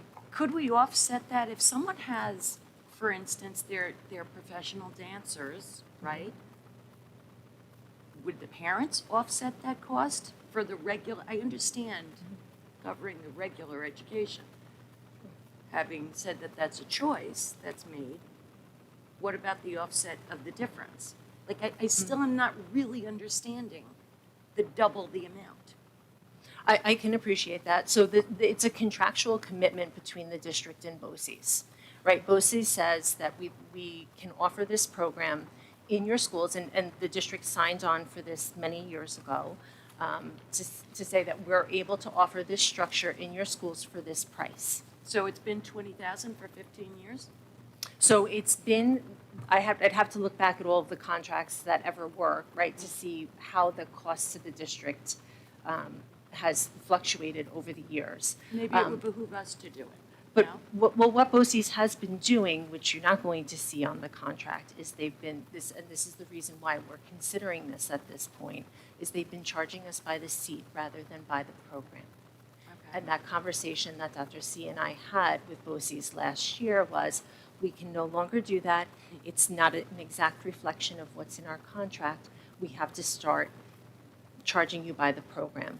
And Dr. Senamore was convincing enough to establish a one-year grace period for us so that we could really wrap our heads around some of the monetary considerations, really track student attendance, see where these students could potentially fit in if it were not, feasible to continue with the alternative high school. So we've been taking a close look at it, having some serious conversations about how student enrollment has kind of trended this year, and really what we're talking about in terms of these students, if our recommendation were to be that we wouldn't continue offering this particular program. Point of clarification, just to make sure, sorry. ALC is discipline strictly? And, well, I know, I mean, like, just to get placed in ALC, it would, like, there is no other, like, caveat, like. Correct. Okay, just making sure that it's. Correct. So- And AHS is not, it's not for a disciplinary consideration. I just want to be sure that, however we go with this, the students are not losing out. Because if we have students that do have, say, the dance, which is their life, that works for them, the alternative high school, I want to make sure that we still have a place for them. I don't want to leave them out. So I don't know how this is going to affect them if they're in the middle of their schooling. Maybe they're a freshman, a sophomore. What happens to them next year? Where do they go? We're looking to service as many of our kids and their needs in-house. So, in terms of the programs that we're recommending not to continue, those are currently not in the budget development. It's a board consideration. If we wanted to continue, we'd have to then put it into the budget development. And when Mr. Hauser gets to that slide, we know that we do right now have a pretty considerable gap. One of the themes that we're going to talk about tonight, whether it's this slide or a future slide, is we're going to meet the needs of our students, K-12 across ability levels, and we're going to look to meet their needs in district as much as possible. And a big component of this is going to be a shift in mindset.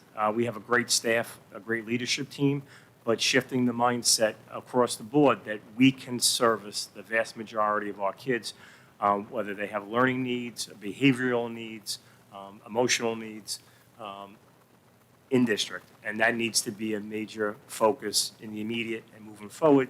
That ties directly into meeting the needs of all kids while sustaining, while being fiscally sustainable.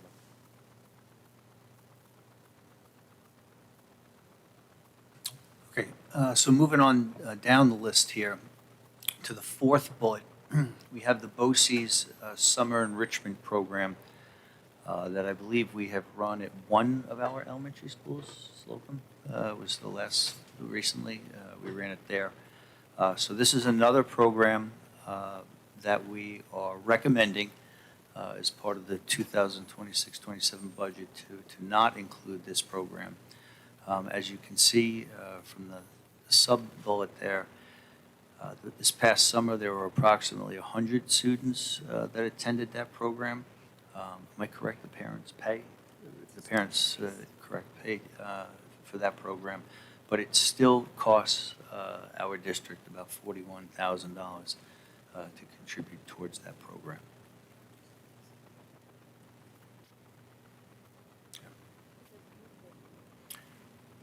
Right, I'll jump in, Ms. Townsend, and we skipped one, and I'll go back to it. I don't want to, the new program, the town of Islip, years ago, but not too many years ago, I think right before COVID, they offered a summer recreational program. The hours might be a little bit different, but it is an alternative program. It may not have an enrichment piece, but what we're getting in terms of the feedback on the actual enrichment component of the other program, it wasn't very robust. And in terms of cost to the district, the town program would just be, us providing a security guard. And so, what's nice about this is that while we're recommending not to go with the BOCES Summer Enrichment Program, we are recommending let's have this alternative in place.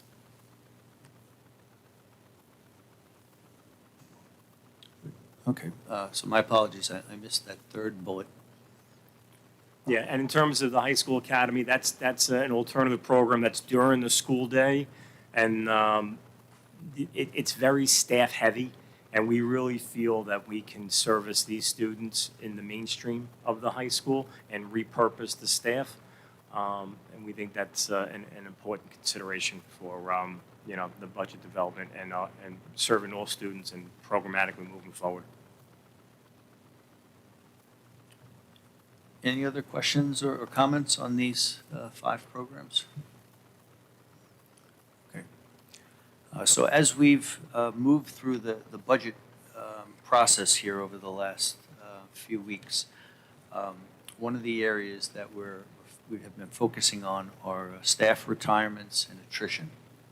So at the moment, we're looking at approximately 7 elementary and secondary positions for staff members who have, I'll say, announced that they are retiring, and whether those positions should be filled or not.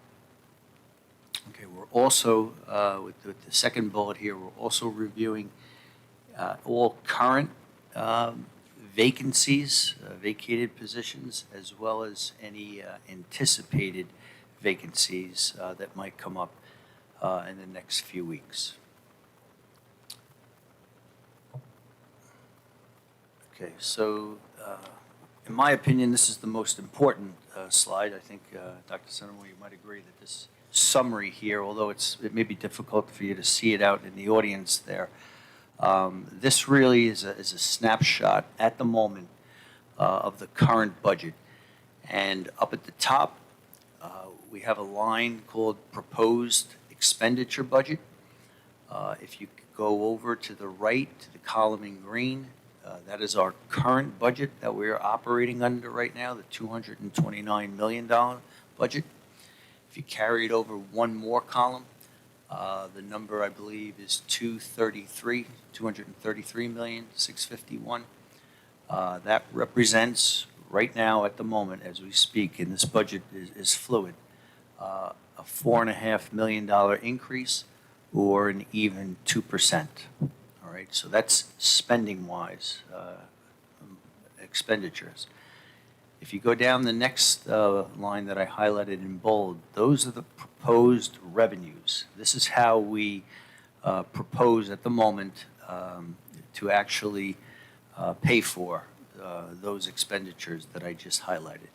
So I'm just going to, since this is the first time we're presenting this slide, I'm just going to go through each one of these so that in case anyone has a question, we can address it. So the first item, other miscellaneous revenue, I'm just going to mention a few categories that go in there.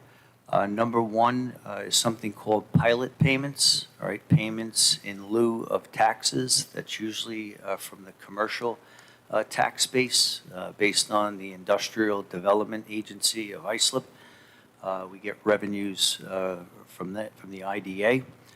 It also includes interest earnings on our bank accounts. So many of you may have experienced, I'll say about 6 months ago, rates were higher at the bank than they are right now. So we are doing our best to try to budget for what we think interest rates might be starting July 1st and then all the way through the next school year. And I mention that because if you carry that line all the way over, it shows a decrease of about $582,000. Most of that is attributable to interest earnings. So we're trying to factor in as best we can the decrease in interest rates and how that affects us. There are a number of other items in there. One of them would be the rent that we get from BOCES to rent our Prem building on Montauk Highway in Oakdale, and then a few other revenue sources in there. The next line, called the appropriated fund balance, and in parentheses, I put the balance as of June 30th. So when we finally closed our books last school year, and we had the auditors issue the audited report, the balance was $8,288,000. That number is often referred to as the 4% number. So we are allowed to keep 4% of the subsequent year's budget in that fund balance there. That $8,200,000 number is slightly below the 4% number. Third line, workers' comp. So we have a reserve that's established, and I never like to talk about this, but it is reality that if an employee were to get hurt on the job, okay, if an employee were to get injured on the job, and they were to receive benefits or some type of an award, we are allowed to take the money out of that workers' comp reserve to pay for those payments. Right? That balance in that reserve as of June 30th was $3,899,000. Okay. The next one is the Employee Benefit Accrued Liability Reserve, often referred to as the EBLAR. All right, that is our largest reserve. Balance as of June 30th, 2025 was $9,957,000. That represents all of our employees who have accrued sick time. The value of that sick time, I'll say if every one of those employees were to leave the district at the same time, the district's liability would have to be paid out of that reserve. Another reserve is the Employee Retirement System Reserve, often known as ERS. That is for non-instructional, I'll say non-teaching and non-administrative employees. We had a reserve of $4,098,000 as of June 25th. Okay. Next line, Teachers Retirement System Reserve, often referred to as TRS. The balance back in June was $1,701,000. Following line, Unemployment Insurance Reserve. This reserve is set up for employees who leave the district but may be entitled to unemployment compensation. We are self-insured for that. So dollar for dollar, any benefits that are paid have to be paid by the district, and we can take them out of that reserve. The following reserve is our insurance reserve. That had a balance of $1,554,000. Following one is the capital reserve, $1,941,000. The next reserve is our repair reserve, 200 and, is that a 9 or a 3? Can't tell. Third, thank you, 230,000. And then the last reserve, which we do not have a balance in anymore, is what's called a debt service fund reserve.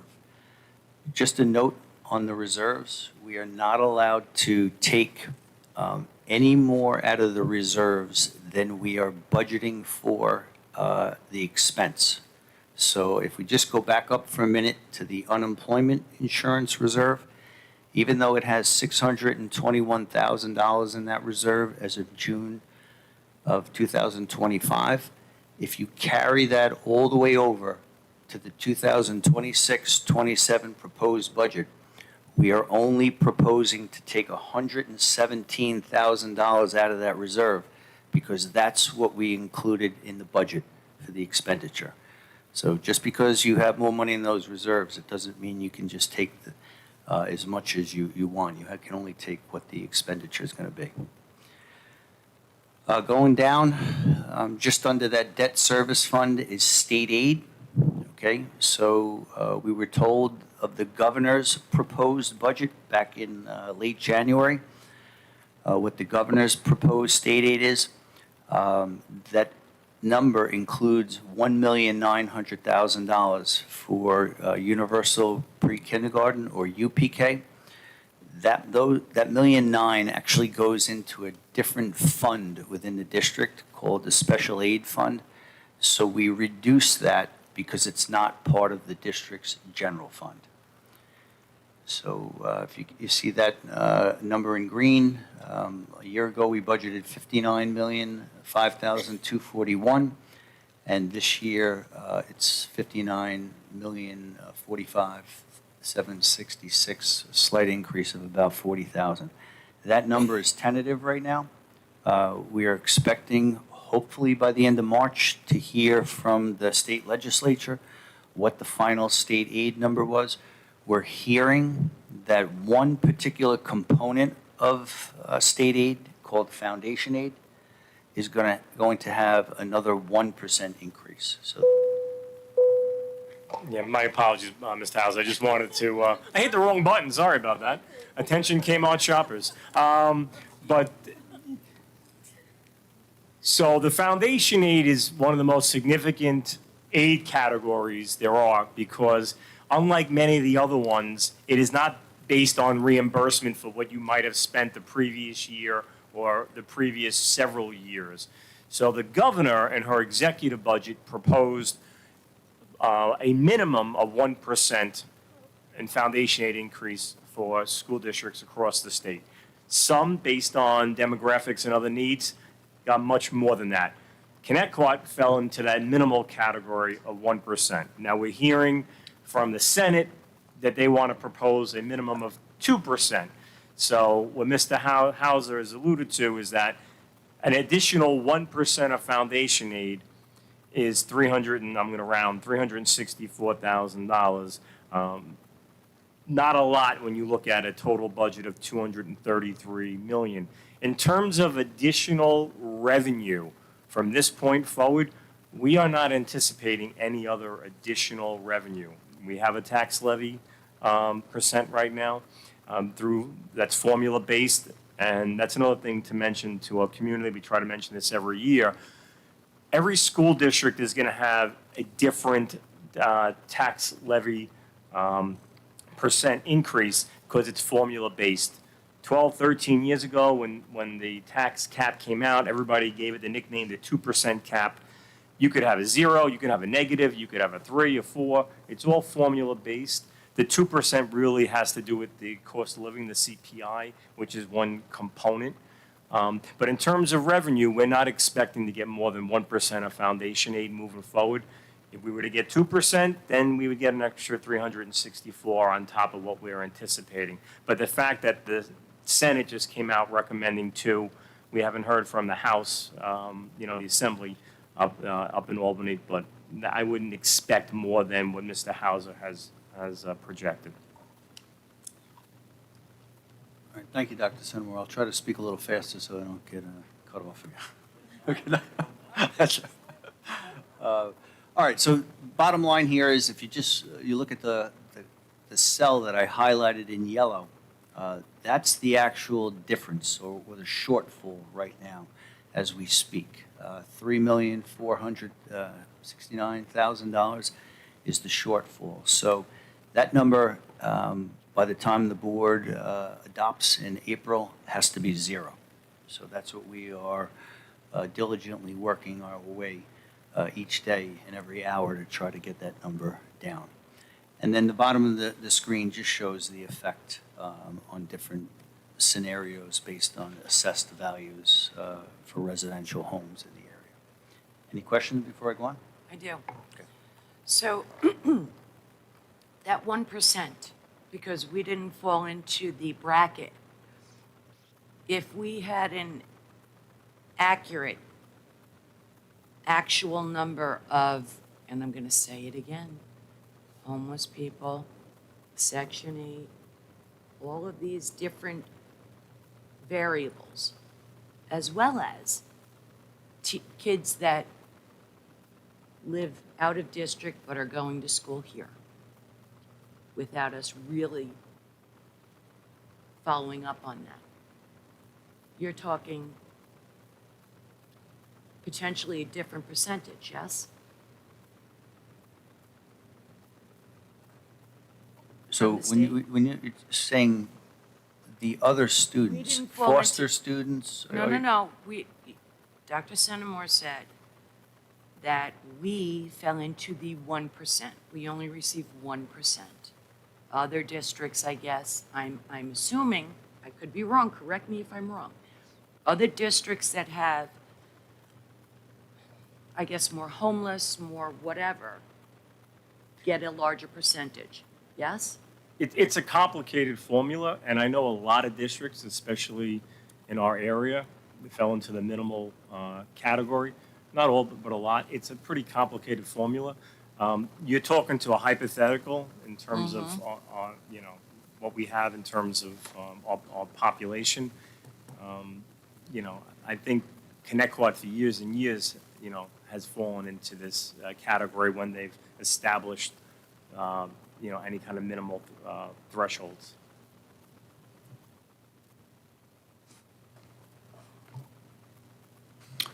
Okay.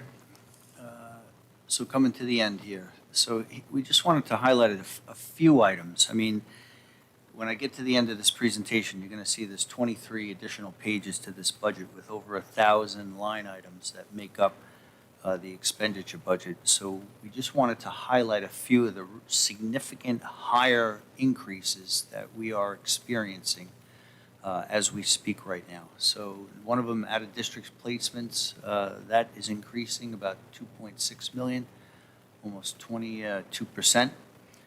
The community approved the bond back in 2022. As we borrow monies on that bond, often called a bond anticipation note, we have to start making principal reduction payments. So that's up about $1,250,000 or 83%. Health insurance for all of our active employees as well as our retirees. We're anticipating that going up just shy of $1 million, or about 3.2%. The New York State retirement, which I mentioned there's a reserve for the employee retirement system, So all non-instructional, all non-administrators, that rate that we have to contribute towards the New York State retirement system is going up about 15% or 650,000. Social Security, so every time an employee, their salary increases, the Social Security or FICA rate, we owe that. So that's going up about 493,000 or 5%. And then the last one is BOCES related occupational ed services, 445,000 or 18%. So we're just highlighting a few items in the budget with significant increases. So earlier I spoke about that first bullet and us being focused on servicing our students with various learning needs in-house as much as possible moving forward. In terms of that last bullet, this has also been an area of focus for us for well over a year.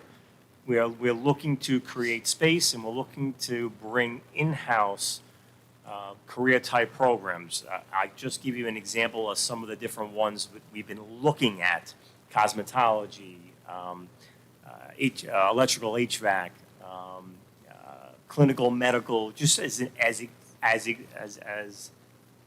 examples of just some of the various types of programs. Because in terms of fiscal sustainability moving forward, in terms of meeting our student interests, preparing our students for the future, we do need to expand in this area, and we need both space and we need to target, programs, and we need to bring some more of our kids back in-house with this. And so this remains an ongoing focus and priority. Any other questions on this? Yeah, I have a few things to say about this. I'm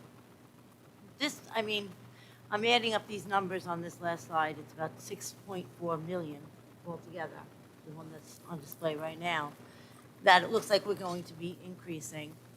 I'm going to tell you right now, I'm not happy with how this looks at all. I'm not going to sugarcoat that. The deficit is not good. And I'm going to read an email that was actually sent. I had actually asked about this to have it discussed at our February meeting. I didn't receive an answer, neither did the person who emailed.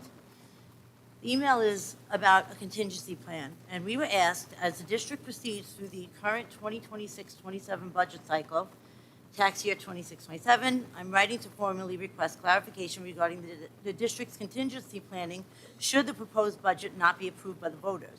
In addition, I am requesting a copy of the district's most recent contingency budget plan from the prior budget cycle, including any documentation outlining reductions, eliminations, or operational changes that were planned or implemented.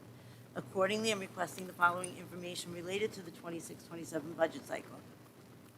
What is the district's contingency plan if the proposed 26-27 budget is defeated? Which expenditures would be reduced or eliminated under a contingency budget, and how those determinations will be made? What programs, services, staffing positions, or capital initiatives would be directly impacted? How would a contingency budget affect class sizes, extracurricular activities, and student support services? What is the anticipated timeline for implementing contingency measures following a budget defeat? What communication plan would the district use to inform families, staff, and the community should the budget not pass? Providing both the prior contingency plan and the current contingency framework would promote transparency and allow the community to better understand how the district prepares for and responds to a budget defeat. I'm not going to say who wrote that. You could all look back and see. It was sent on January 28th. I asked the next day to discuss this. And looking at this and the fact that there was another slide, and I get it, we want to do things in-house, but it just seems like we're looking to cut, alternative high school academy, the BOCES we're not going through. It's as much as we try, it doesn't look good. There's something being cut here. It's affecting students. Sure, we could work around that to try to find placement for them, but this is what we're looking at without even discussing a contingency plan for the next year, and we're on this. I'm nothing personal. I know it's very hard work to go through this. The state really doesn't. They don't like to give us a lot. 1% is not a lot. If you go to 2%, it's a little bit more. But I would like this information out there because this doesn't look very good to me, the way it stands right now. I got to be honest, I don't even know that I want to approve this because I don't like these numbers. I don't like what we're doing here. And the lack of transparency on a contingency plan sent by a community member, and then I asked as a board member for this to be answered at the last meeting, it was not brought up at all. I would like that information out there. I think people deserve to know it is their money, and we need to see what's going to happen. If this doesn't pass, we need to have a plan in place. Can I go? Yeah, you can go. So, more than 3.5 million in the hole is not good. There's no way on God's green earth that we should be really finding out about this now. So clearly this should have been discussed a couple months ago, seeing this come down the pike. Wait a second. And I'm going to bring it up again, that 1%. I've been saying this for more than a year, okay? Even the kids that don't live in this district that are going to school here. 6 forms of identification. It's vague. Kinder, gentler, connect what? When we're a laughing stock because we don't do it. Okay? That's what? 9,000 here, 9,000 there. I know 4 kids. And we're sitting here penny pinching. This is absurd. And bringing things back in-house, I'm all for that. Okay? Welding, car maintenance, things like that. But just for fact basis, you can't bring in cosmetology. They go there to learn how to cut hair, okay, and things of that nature. There are things you can't bring back in. But this number is appalling. Should not be a surprise. I don't know what's going on, and I'm having a hard time accepting or swallowing any of this. Again, don't understand why it's March. So if I'm looking at this list, most of it we don't have control over due to the fact that these are increases in the health insurance, state, Social Security, the fact that many of our students are now doing the occupational ed at BOCES. We had advocated for that a few years ago. We can bring them in-house. East Islip has a cosmetology in-house. There's other schools that are, it's Islip, I'm sorry, not East Islip, yeah. Oh, East Islip too, I didn't realize. So several schools do have these in-houses, and we could do that. The out-of-district placements, I do agree that, as we discussed, that to bring some of these in-house, we already have so many special ed programs that are now being rolled out that we might be able to bring this cost down. So, to blame the district or others, I agree with you that bond anticipation, that 1.2 million, I would think we knew that way in advance. But that's the only one on that list that I feel, we don't had control over.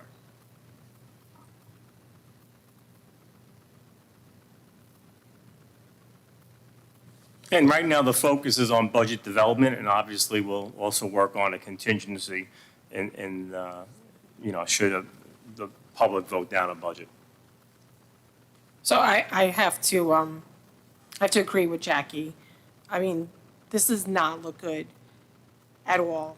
A 2.15% increase is just a lot. A $3 million deficit is just crazy. But hopefully, we can provide, and I know exactly what email you're talking to, and I remember you asking for clarification in public. Hopefully, we can have a contingency plan to present to the community in case this budget does not pass, because a lot of it is from this, I have to put a lot of the onus on the state because they don't give us a lot of money. They just don't, 0.7% or 0.07, that's crazy. $40,000 on a $2.5 million budget. That's just nothing, but I would like to see a contingency plan also presented, just in case. And to clarify, that is part of every budget process. a contingency plan. Back, I'll say towards the end of April, probably the beginning of May, there's actually a document that gets mailed to the community that details the actual contingency plan. But if I could just highlight one item to you. On this screen here, if you were to look at the line in the middle of the screen, that is the amount to be raised by taxes. And if you carry that all the way over to the column in green, you see the 145,707,696.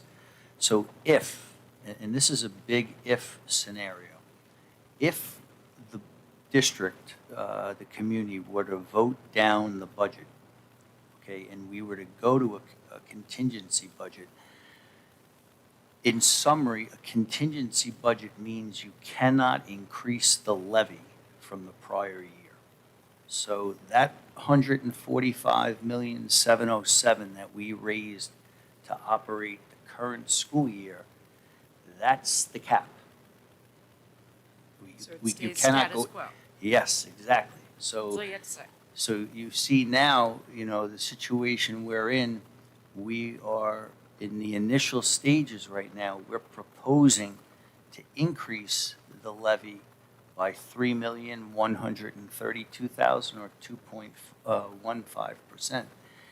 If we were to ever be in that contingency position, we have to go back to that $145 million number.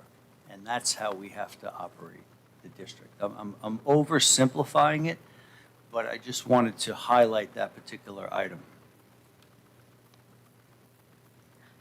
Just to go back to, because it's bothering me a little bit, the alternative high school, academy, ALC. With the alternative high school, we're talking, unless I'm way off mark here, we're talking about how out of district placement is a humongous cost factor, but then we're going to end up cutting an opportunity where 15 students were going to get a high school diploma that may not have otherwise gotten a diploma, and like where are they going to have to go out of district? Right. So like, are we not just like cutting off our nose to spite our face at that point? Because I don't think just because we get rid of the alternative high school, they're going to be like, well, now we can come to school in the day. So like they're going to have to go somewhere. So now we're back to increasing a cost of out of district placement. And paying for it. And it feels like that's like circular logic and defeats the purpose at the end of the day, right? Like that's just how, unless I'm misunderstanding what's happening there. You're not. Well, the goal is still to address all of our students during the regular school day, in-house. I agree, Melissa, I agree with you wholeheartedly. We're at the juncture now where we're borrowing from Peter to pay Paul, okay? And you don't do that. And I'm so tired of tap dancing around it. Blame should be placed where blame should be placed, okay? This is not copacetic, this is not okay. This is 3.5 million. Where are we gonna get it from? And why is it March?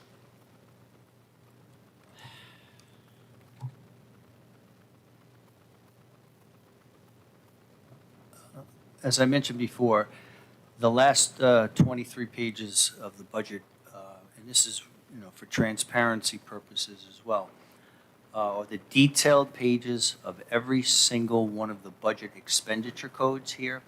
There's a history of the last two budgets, also some final expenditures, as well as an expenditure to date column, where we are to date in the current budget. And that column highlighted, I'll say in yellow, that represents the proposed budget as we speak. So if you agree, I don't think there's any reason to go through each of the 23 pages line by line.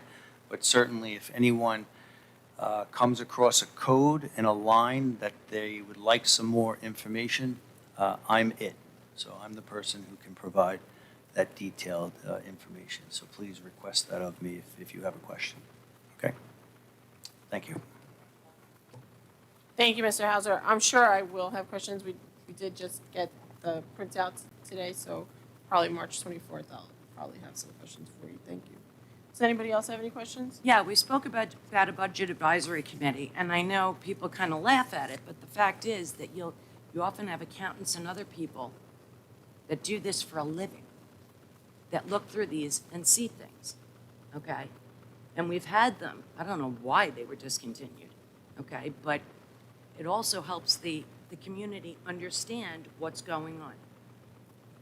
Sarah, I'm a fan of it. I've actually advocated for it myself. It used to be through the PTAs. The PTAs would designate a budget committee representative who would come in. Great. But I don't know why we got rid of it. I actually think it's great too.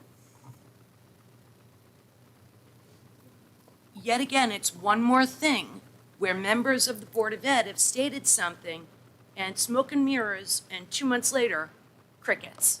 Well, I can say past boards disagreed about this, and it was turned down that we should do it.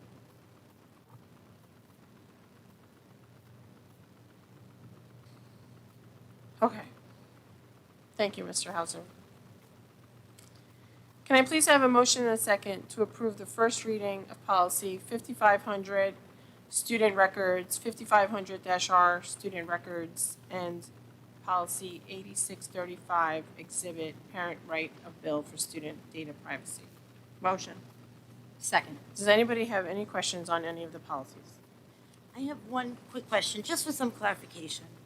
And this is on policy 5500R, the one. Yeah, student records, it's on that one. Just about the exceptions to FERPA's prior consent requirements. One of them is an exception to FERPA. It states is to organizations conducting studies for, on behalf of education agencies or institutions in order to develop, test, administer student aid, or improve instruction. What type of organizations are we talking about? Because I'm not one to do anything without a parent knowing anything. So conducting studies, what organizations?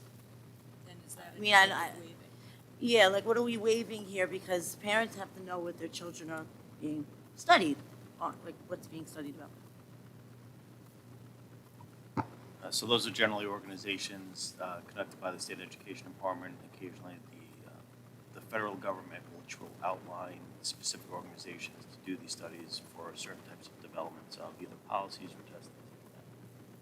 I've not seen one in my years of representation here, probably my entire career, in which any of my school district clients that has happened. But it is in FERPA that is allowed. So does that mean that we can't tell parents, or we can tell them? We can absolutely tell them, but we don't have to legally. Correct, you can still tell them. Okay. Any other questions on the other policies?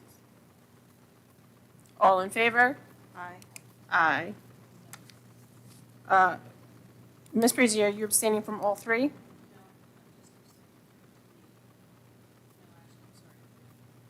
Just your microphone, please.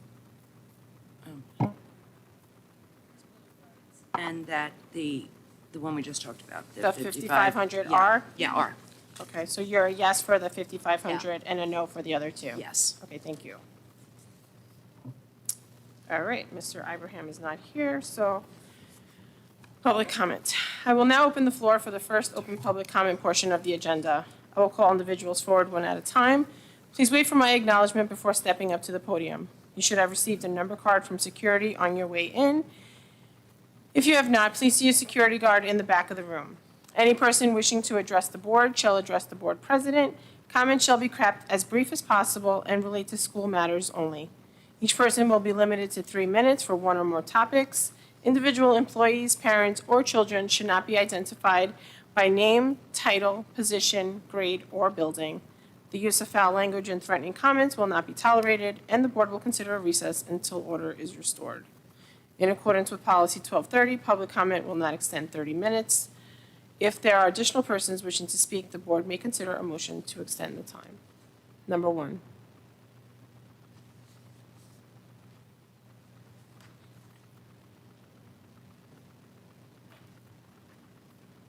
Good evening. I wouldn't panic yet, but I'd certainly be deeply concerned. we don't know what's going to come down from the state. That's a wish. If wishes were horses, then beggars would ride. Okay, I got to cheer you up a little tonight. My workers always used to ask, how is this going to affect the price of rice? Okay. I didn't see anything in the budget for purchasing buses, but we'll get into that later probably. Some lighter things. Has there been any progress on our name change? Yes or no? We are at a standstill at the present time. There's no Nothing. progress. Okay, we just fed some lawyers. Okay, fine. Are we having any problem with the drivers? Because now even if you have a green card and you came into the country in a strange way, they don't want you to have a driver's license. I don't know if any of our drivers come into that category. We really can't get into those kind of specifics, but we're always looking to maximize our drivers, and so that's just another challenge in terms of not a being able challenge. to recruit and retain drivers. I know we have a problem getting drivers. That's another challenge. There's probably also been no moratorium on what the state is demanding on electric vehicles, but we can't fully sweep it under the rug. There are some fixes. Everything has a fix. I know we would never be able to park 100 electric vehicles here, but when it comes down to in maybe 2035, maybe we may have to park them around the district or, at different schools. We don't even have the electricity here or the space to park 100 buses. I suggested once, we talked to Angie Carpenter, maybe there's a place where there's electricity available and there's a room to park 100 buses, but it's something we should look into in the future. We shouldn't just put it aside. Let me see, that's about it. So just to clarify, we do vet all of our drivers, and any adjustments that the state makes with licensures, then we obviously us and every other school district we're required to adhere to.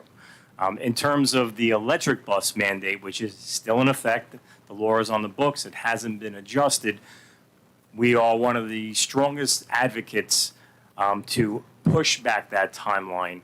ConnectQuad is, for obvious reasons, with 120 to 130 bus fleet, and that advocacy has remained strong, and we're still fighting the good fight, hoping that they will adjust that timeline. We haven't seen any adjustments in the proposed state budget because oftentimes the state will legislate through the budget, but we're still hoping that the legislative session will run through June.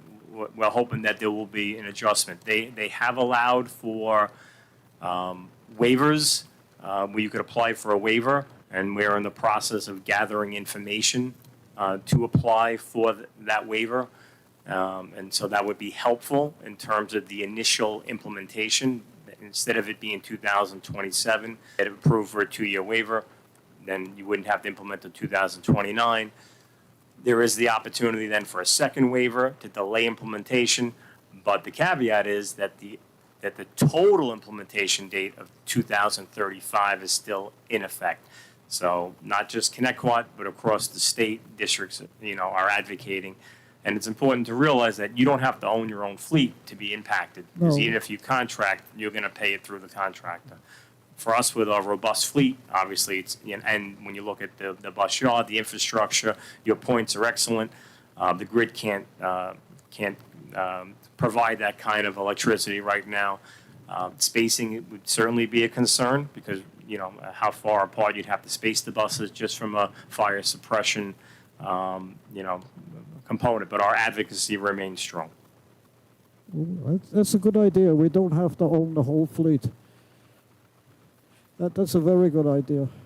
May come down to that. I don't know if I'll be around when it comes down to that. I'm really, really concerned that we're talking about a budget today, but tomorrow we don't know what electricity is going to cost, what water is going to cost, what fuel is going to cost, what some of the expendables are going to cost. That this budget is probably one of the trickiest balances act that I think that we're going through, that we've had in a long time. The budget will pass because people, especially myself, are very much for education, even if they had to sit under a tree.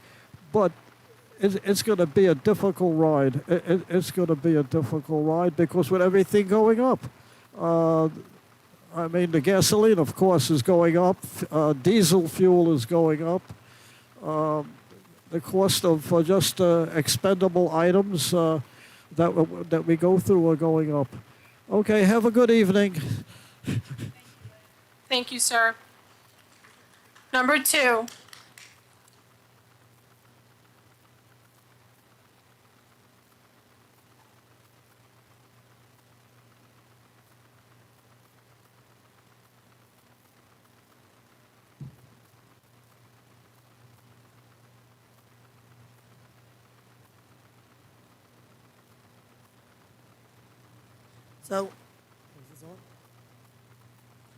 So I'm going to fight the facts from your fiction because I don't think you guys know what you're even talking about.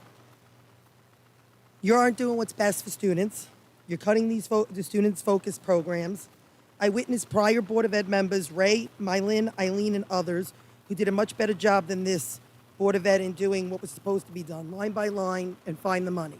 You don't blame Mr. Hauser, who does a fantastic job under, I'm positive, stressful situation with everybody constantly giving it to him. And Bob, you do a great job. He's done a great job for years. He was by far the best accountant that I have seen here in a long, long time. So that's first. Second, Budget Advisory Committee. It's a fantastic idea.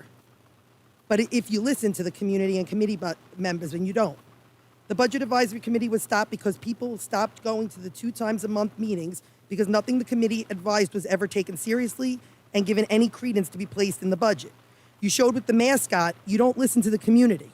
And you certainly now have wasted even more money with the federal government coming against Connecticut. April, that was your big thing.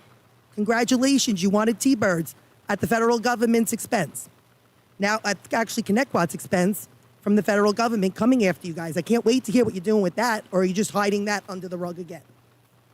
Now, starting with the alternative high school, judging by having over 125 Connecticut students graduate with a diploma over the successful 16 years of the program, I would say that's well worth it. As for Connecticut's at-risk, marginalized population, some getting bullied at the high school so badly they had to find another place to get an education. Students and their families find the program a saving grace where their kids are finally successful and loving school once again. The savings alone on the suspensions and home tutoring costs far outweigh the cost of the program. Connecticut also offers students a credit recovery option. Now you're removing that too. The district would have to pay contract salaries for any program that does not run through BOCES. And doesn't Connecticut get aid back for this? You seem to really be doing this because you know an admin is retiring and other admins want to cash in on a program running through the district. When 2 admins, APs ran the program, I guess you guys all forget, for a short period of time, I recall, teachers and students wanted to leave. How's that for a good service at Connecticut? And what is the rate for home tutoring versus the seat cost of a student at the ALC?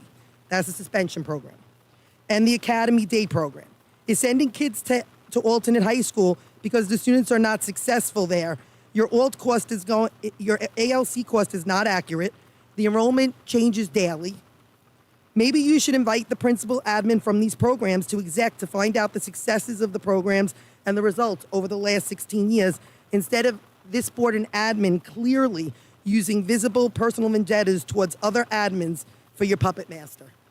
Everyone knows that the man that shall not be named is behind a lot of this.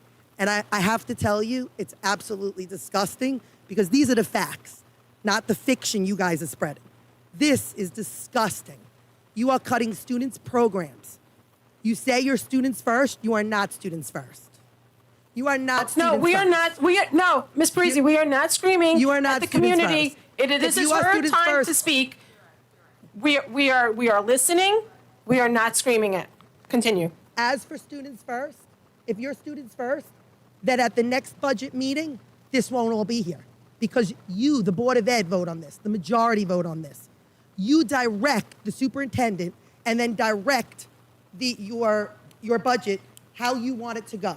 I'll be voting no, do and just I'll be need you to wrap spreading it that up. to everybody. I will be voting no on this because this hurts students. Thank you. Number 3. To clarify, to make sure I understood correctly, the ALC was not on the table. The ALC was not on the table. Not that any of it should be. I just want to make sure I wasn't misunderstood. That was the one. That was my understanding. The ALC is not on the table. And the ALC is And- the one and the thing credit that did not. recovery. Okay. Right. I just want to make sure. Please. Hi. Hi. In the process of creating curriculum for the Portrait of a New York State Graduate, I've been listening to discussions that would diminish DEI initiatives and significantly minimize the goals of the portrait. So I did some research, and I think it's important for us to understand that the political landscape has significantly changed over the last several weeks, and I'd like to share my research with you. First, the argument that we must move away from DEI to comply with federal pressure is no longer valid. On August 14th, 2025, in the case of American Federation of Teachers versus the U.S. Department of Education, a federal court officially vacated the national anti-DEI directives, ruling them unconstitutionally vague. More importantly, on January 21st, 2026, the U.S. Department of Education officially dropped its appeal for that ruling. By doing so, the federal government has conceded that it cannot legally threaten to cut our funding for teaching CRT or maintaining DEI programs. Federal interference in our DEI initiatives is for all intents and purposes dead. Because the federal threat has vanished, the New York State Board of Regents DEI framework and the Dignity of All Students Act stand as the primary legal authorities for our district. The New York State Portrait of a Graduate specifically defines a graduate as someone who is culturally responsive and values diverse perspectives. Under New York law, local school boards cannot simply opt out of these requirements. Banning these initiatives would not only violate the state's regulatory framework, but would also expose this board to direct litigation from the state attorney general for failing to provide an equitable environment for all students, including our LGBTQ students who are protected under these same DEI umbrellas. To protect this district from unnecessary and costly legal battles, this board must align with the state-level mandates. Our curriculum must reflect the diversity and inclusion the state of New York requires. Thanks for listening. Thank you very much. Number 4. Anybody else? Okay. There have been some items pulled from the financial matter, so I will do these individually. Well, not individually, but as they were pulled. So can I have a motion and a second to approve item number 1, the overtime reports for July 1st, 2025 through July 31st, 2026? Motion. Second. Any questions on that? Yeah, I from what I understand, there's overtime that's been paid out, but there's also a lot of mistakes. People have been shorted time. They've been not paid for certain other things. It's a mess. and it's more than just one or two people. Like, I really think it needs to be, people need to go over it yet again. So until that's done, my answer's no. All in favor? Aye. Any noes? Ms. Parisi's a no. Any abstentions? Can I have a motion and a second to approve items number 2, the Treasurer's Report from January 2026, number 3, the Trial Balance Report, July 1st, 2025 through January 31st, 2026, and items 6, Cash Flow Report, July 1st, 2025 through January 31st, 2026, and number 7, the Claims Auditor Reports for December 25 and January and February 2026. Motion. Second. Any questions on those 4 items? All in favor? Aye. Aye. Any noes? Ms. Parisi is a no. Any abstentions? Okay. Can I have a motion and a second to approve item number 4, the Appropriation Status Reports, July 1st, 2025 through January 31st, 2026? Motion. Second. Any questions on that one? All in favor? Aye. Aye. Any noes? Ms. Parisi is a no. Any abstentions? Okay. Can I have a motion and a second to approve item number 5, the Revenue Status Report, July 1st, 2025 through January 31st, 2026? Motion. Second. Any questions on that one? No. All in favor? Aye. Aye. Any noes? Any abstentions? Ms. Parisi is abstaining. All right, thank you. Can I call for a motion and a second to approve the instructional and the non-instructional personnel items as presented? Motion. Second. Any questions? All in favor? Aye. Aye. So there were also a few items pulled from the consent agenda. And there was a table. Can I have a motion and a second to table item number 3, the emergency boiler replacement for idle hour? Motion. Second. All in favor? Aye. Aye. Can I have a motion and a second to approve items 2, 4 through 8, and 10 through 16? Motion. Second. Any questions on those items? Yeah, I had a few questions. I was actually, I didn't know we were pulling a few beforehand. There were a few that I wanted to pull separate vote as well. Okay. Just 3 of them, well, just 3, 4, 14, and 15. 4, 14, and 15? Yes. Okay. So let me redo the motions.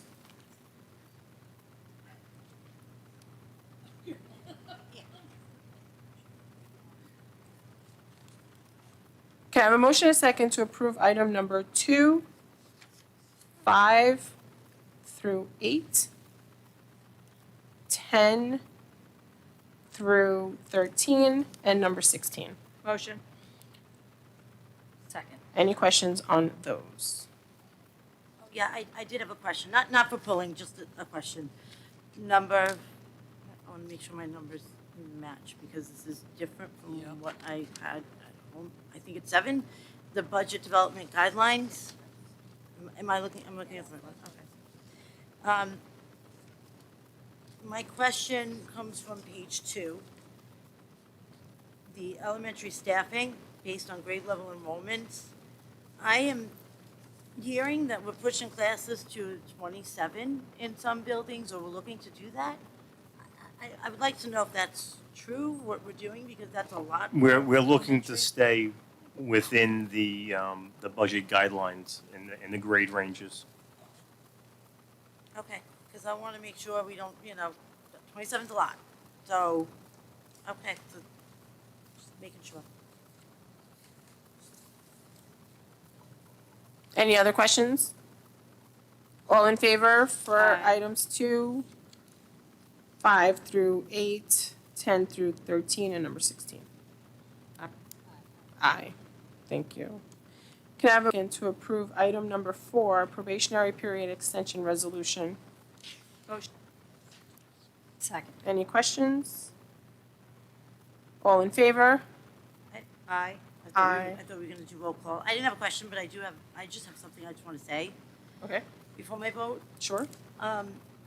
The Board of Education has many responsibilities. One of the most important is recognizing and valuing people who do the work every day inside our schools. Nothing is more discouraging or more damaging to a school community than when staff feel that the very board entrusted with supporting them does not respect their dedication, professionalism, and commitment to students. Our teachers, administrators, and staff devote countless hours to serving children and families, many of them often going far beyond what is required. When a board fails to acknowledge that effort or undermines it, it sends a message that their work does not matter.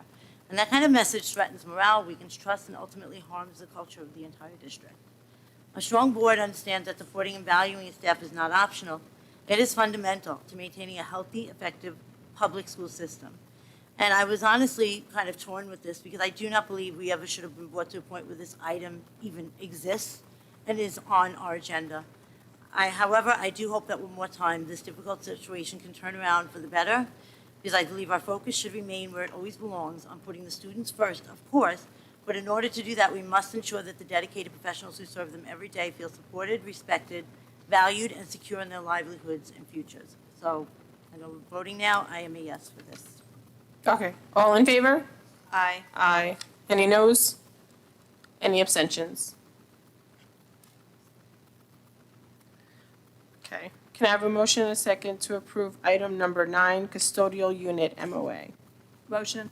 Second. Any questions on that?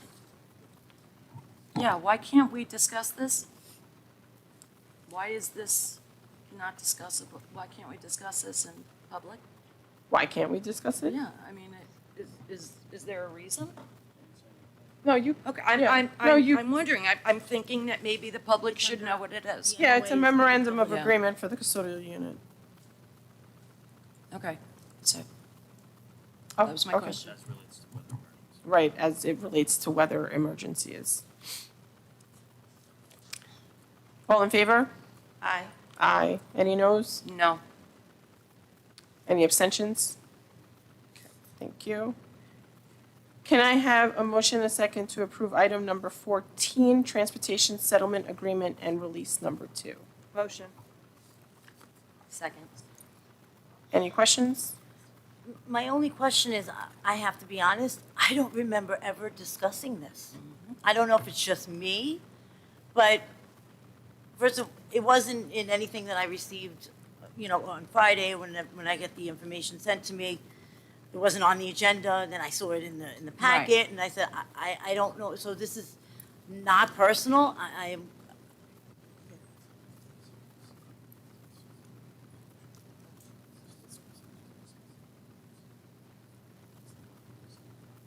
Right. So, and we can't discuss that in public? No, we can't discuss it. Okay. I just didn't remember the name. I'm looking at the. This relates to the Silver Rock Creative Development Organization. Okay. It was discussed in executive? Okay. Yeah. Thank you. All in favor? Aye. Aye. Any Aye. noes? Any abstentions? Can I have a motion and a second to approve item number 15, the operation unit MOA? Motion. Second. Any questions? Again, I don't know what, I don't remember this. I don't. No, this isn't it. It's not that one. Yeah. That one we did already. Okay.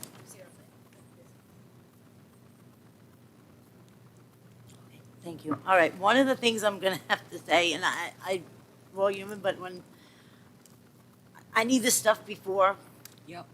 the meeting, because then I'm sitting here looking through it, and I'm like, I don't know what this is, I didn't see it, it wasn't on there, so I'm not pointing fingers at anybody, but I would like it to be that when I get this the weekend prior, because I work, I have 3 children, I look at it that weekend. So having this information Monday or not seeing it until the meeting, so I'm just putting it out there. For, just to try to have this on the agenda and all the information more than just before the meeting. So that's fair. Yes. When Melissa spoke to you, do you recall now what it is? Yeah. Do you, Yes. are you comfortable Yeah, no. voting on it? Yeah, I am. Okay. That's fine. All in favor? Aye. Aye. Any noes? Any abstentions? Okay, thank you, everyone. Superintendent's update, Dr. Sinamore. Thank you, Ms. Mallon. When we started the meeting, we had, as part of our moment of silence for graduate Joseph Boutros, when I went to the wake, I had the opportunity to speak with his mom. And in speaking with her, she kind of asked that I kind of promote a message, and that's awareness about carbon monoxide poisoning, especially when sitting in an idling vehicle. So, thoughts and prayers to Joseph's mom and family and close friends and all of Connecticut. But I also wanted to honor that request and further promote the carbon monoxide awareness. Can I just feed off of that for 1 second? So this one really, and you'll excuse me if I get emotional, it really hit home to me. He was my son's age. I knew him from Sycamore, and it was such a tragedy. And it's something that students just don't think about. He lost power at school, went to his car to charge his phone, and didn't realize his tailpipe was covered in snow during the blizzard. How awful. And his mom pleaded at the wake also. His football team came down. He was in Rhode Island. His whole football team got on a school bus and came down to his wake. He was an amazing child. He was an amazing person. And she is fighting for everybody to just raise awareness to your children, to just always check their tailpipes or bring down the windows a little bit to get some air so that this tragedy just does not happen to anybody else. Thank you, Ms. Mallon. And again, my condolences to everyone.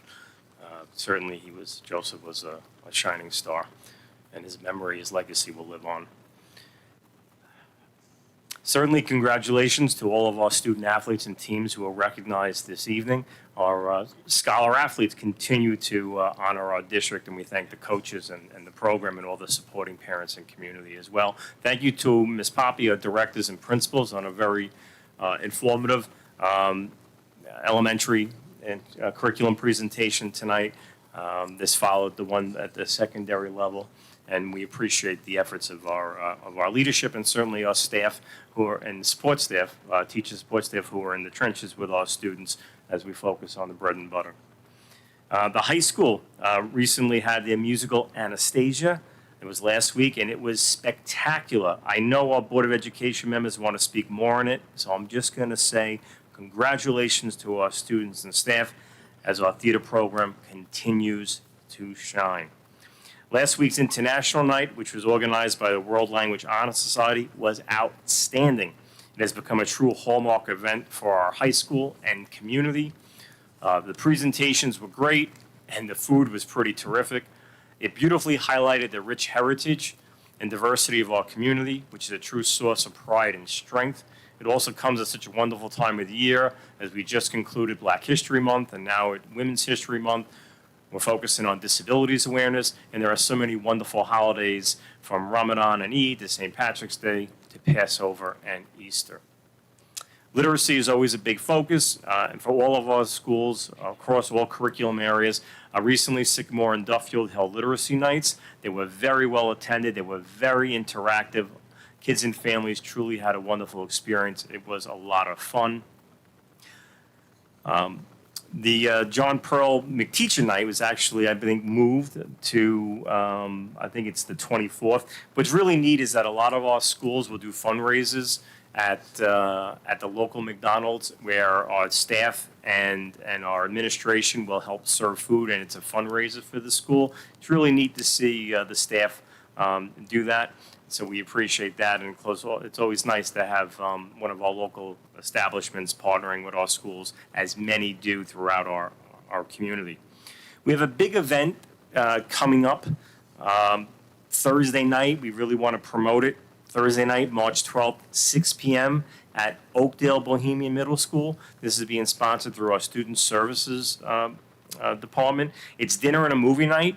And they're showing a movie, Screen Ages. The movie Screen Ages is geared towards elementary parents, and the film is particularly important. It's a helpful guide to help parents navigate this very challenging time of the digital age, obviously the personal devices. So we're hoping to get a nice turnout. I believe we have, as of this morning or yesterday afternoon, about 75 people that have signed up, which already is a great turnout. Thursday night, 6 p.m. at Oakdale, Bohemia. Over the weekend, we heard about the great accomplishments from our athletes who were in competition. We also had our OBMS Lego robotics team in competition, a championship tournament held at Hicksville High School. I had a chance Sunday morning to go see them in action, and it's really neat. We have a wonderful robotics program from elementary up through the high school. The high school robotics team will be in competition very soon at Hofstra University, and our Lego robotics team really did a great job on Sunday, so congratulations to them and their advisors. Later in March, Idlehour has their Makerspace Fair on the 18th. The next day, the 19th, is the ENL Fun Night at RMS, which is always a great time. March 23rd is OBMS Pops Concert at the high school, and then RMS will have their pop concert also at the high school on the 25th. There's the Tri-M Talent Show at RMS on the 26th, and a Showcase of the Arts on the 27th. So our student artists and musicians continue to perform and entertain us. And we're so proud of those programs as well. And as always, I thank our PTA and our SEPTA for all the wonderful enrichment activities and events. Thank you as well to Orba, who has been very active with the theater program and certainly with all the concerts that are upcoming. Certainly as we start spring sports, our athletic boosters, we thank them for all that they do, as well as our partners throughout the community, such as all of the various civics associations and Rotary. Thank you. Thank you, Dr. Centimore. Next, we have the Board of Ed committee reports. We have the emergency management team meeting, which was myself and Mr. Agrosa. Do you want, I can do it? Okay. So as usual, this is a unique committee because a lot of what is said and happens there has to stay there just because it does go into a lot of specifics on security and taking care of making sure that everything is secure and safe in the schools. But one thing that they did ask and have us reiterate is make sure that your IDs are visible at all times so that people know who you are in the buildings. That goes for staff, that goes for students. Just always have IDs on you, always have the doors locked and closed. And personally, I thank security for always being on top of everything and protecting us. Thank you. The Mental Health Advisory Committee, Ms. DiLorenzo. Okay, so a lot happening here. We have the first thing that I want to talk about is the EASL program. We had a presentation from one of our second grade teachers at Basti, Ms. Manzo. She did a great job.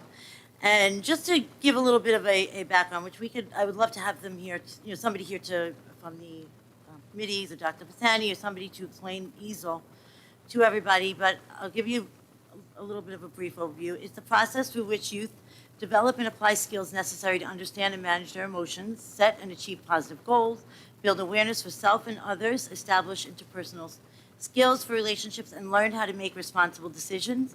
They have 3 goals: to develop self and social awareness, learn how to understand, identify, and express and regulate their emotions, use social awareness and relational skills to establish and maintain interpersonal effectiveness, and demonstrate the ability to make healthy choices for self and others, and identify community resources for support, which includes mental health support inside and outside of school. EASL is something that was developed, New York State mandated that we have some sort of SEL program, and a number of years ago, back in 21-22 school year, we were in the process of implementing Ruler. Ruler was very political. It came from CASEL, which is the Collaborative for Academic, Social, and Emotional Learning. It essentially had roots in DEI, which is ultimately critical race theory. So while there were some good points to it, it wasn't for us. So, and I want to thank them because I wasn't on the board at that time, but I had asked our mental health staff to create something Which they did. They did. We have fantastic people in that department, our social work department, and they did create something, and that's where EASL was born. The nice thing is that they're going to try to do is they're going to try to integrate it into the core subjects in ways that are very, very easy for teachers. It's not going to be something extra on their plate, which is important. They have a lot to handle in their classroom, so this is something that's going to be, they're working on implementing it, and they have really been working diligently under the direction of Dr. Pisani to develop this, so thank you, which leads right into the fact that one of the events was National School Social Worker Week was last week, so thank you to them for all their hard work. Some other events that we have, that we did have was Mental Health Matters Day. It was something where they were going to go to Albany, but we didn't send anybody to Albany because it's a very new program. But they did do some other things. During the Random Act of Kindness Week, there were different events. They actually had, Duffield had Piglet, and Piglet is not a pig. Piglet's actually a dog who's pink. And this is a dog who is deaf and blind. And the kids loved Piglet. They taught about the Piglet mindset, which is acceptance of those with disabilities. So it was really something really wonderful that they did. And from what I understand, this is coming to Cherokee for their Wellness Day. The other thing, which Dr. C mentioned, is Screenagers Thursday night. It was, at the meeting, it was 58. Did you say it was 75 families now? I believe that was the number I was given yesterday. We're up to 75. Okay, excellent. So yeah, it's a pizza and a movie night, Screenagers meant for elementary families. Definitely sign up. There's a QR code. There's also a Northwell School mental health art contest for students in grades K to 12. There's a submission deadline for that, April 1st. I don't know if that went out on Parent Square. Did that go on? Dr. C, do we know if that flyer went on Parent Square? I can't remember. I think it's for Screenagers. I'm pretty No, sure. The art contest, the Northwell School mental health art contest. I'll ask. Okay, so see if we can get that out there. The other thing on Parent Square, parent virtual workshops. And another really nice thing that they did is there's extra support for ENL students. The pamphlet is now printed in Spanish. And we're hoping for Mr. Sosa to join us at the next meeting to discuss how we're incorporating mental health for our ENL families. And bullying prevention education, they're now keeping track of how many times a DASA turns into an actual DASA versus not.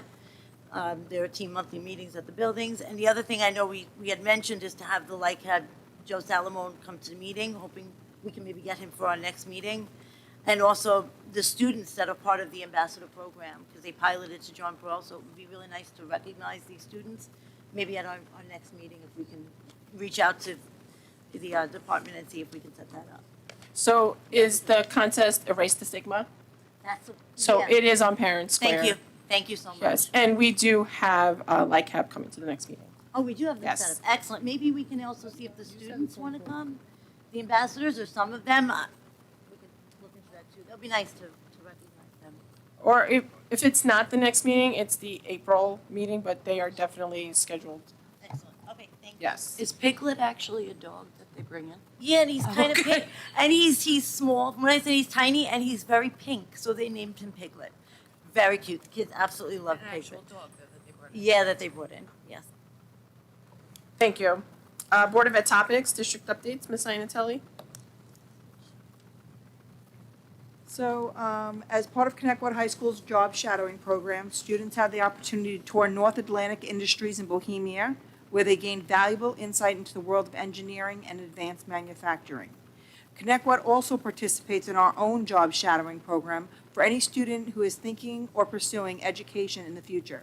They get to pick a school, either elementary, middle school, or high school, and they get to shadow a teacher and see how the day in the life of a teacher goes. I think it would be behoove us to maybe expand that program and allow kids who are interested in guidance, custodial, grounds, administration, and clerical, maybe they can also have a shadow day. So it's just a thought, but I do love that we do our own and that we, are always looking to highlight our students. Connecticut High School students in Mr. Hargrave's Advanced Digital Art class were selected as a feature artist for the local artist gallery wall of the CM Performing Arts Center during their run of Spamalot. So that was awesome. They had a meet and greet so family and community members could come in and view all of the artwork. This one, I can't even tell you how this is so great. The general manager of Vincent's Clam Bar, Long Island, and Vincent's Sauce teamed up to support the Connecticut Central School District's food pantry. For every jar of Vincent sauce purchased at Walmart, $1 was donated directly to the food pantry. Through this generous initiative, a total of $2,137 was raised. I think that's great. You know, I'm not sure who in our school initiated that, which staff member, but that is amazing that they donated, and that's a big chunk of money to help our students, you know, who are in need of food, and even just that little boost during school. Thank you. Anastasia, the play at the high school, Miss DiLorenzo. One of my favorite things to talk about are musicals, and I don't even know where to begin because this was every single part of it. Their voices, their acting, the train, their timing between the pit, the stage crew, and the kids on stage singing. That whole scene was it was like Broadway. I couldn't believe what these kids put together, the staff, the sound of the pit, their music was amazing. The chemistry too between the leads, all the kids, but those three was just, it was amazing. These kids, they outdid themselves, and the stage crew, they were fantastic on top of everything. And I even heard, I mean, talk about chemistry between them and their collaboration. I went to the Friday night show, but I heard that Saturday, I think the mic went out for the lead. And the orchestra, he immediately told them to go lower because she was, of course, one of them projecting beautifully, but still with no mic. They just worked it out, and I loved every part of it.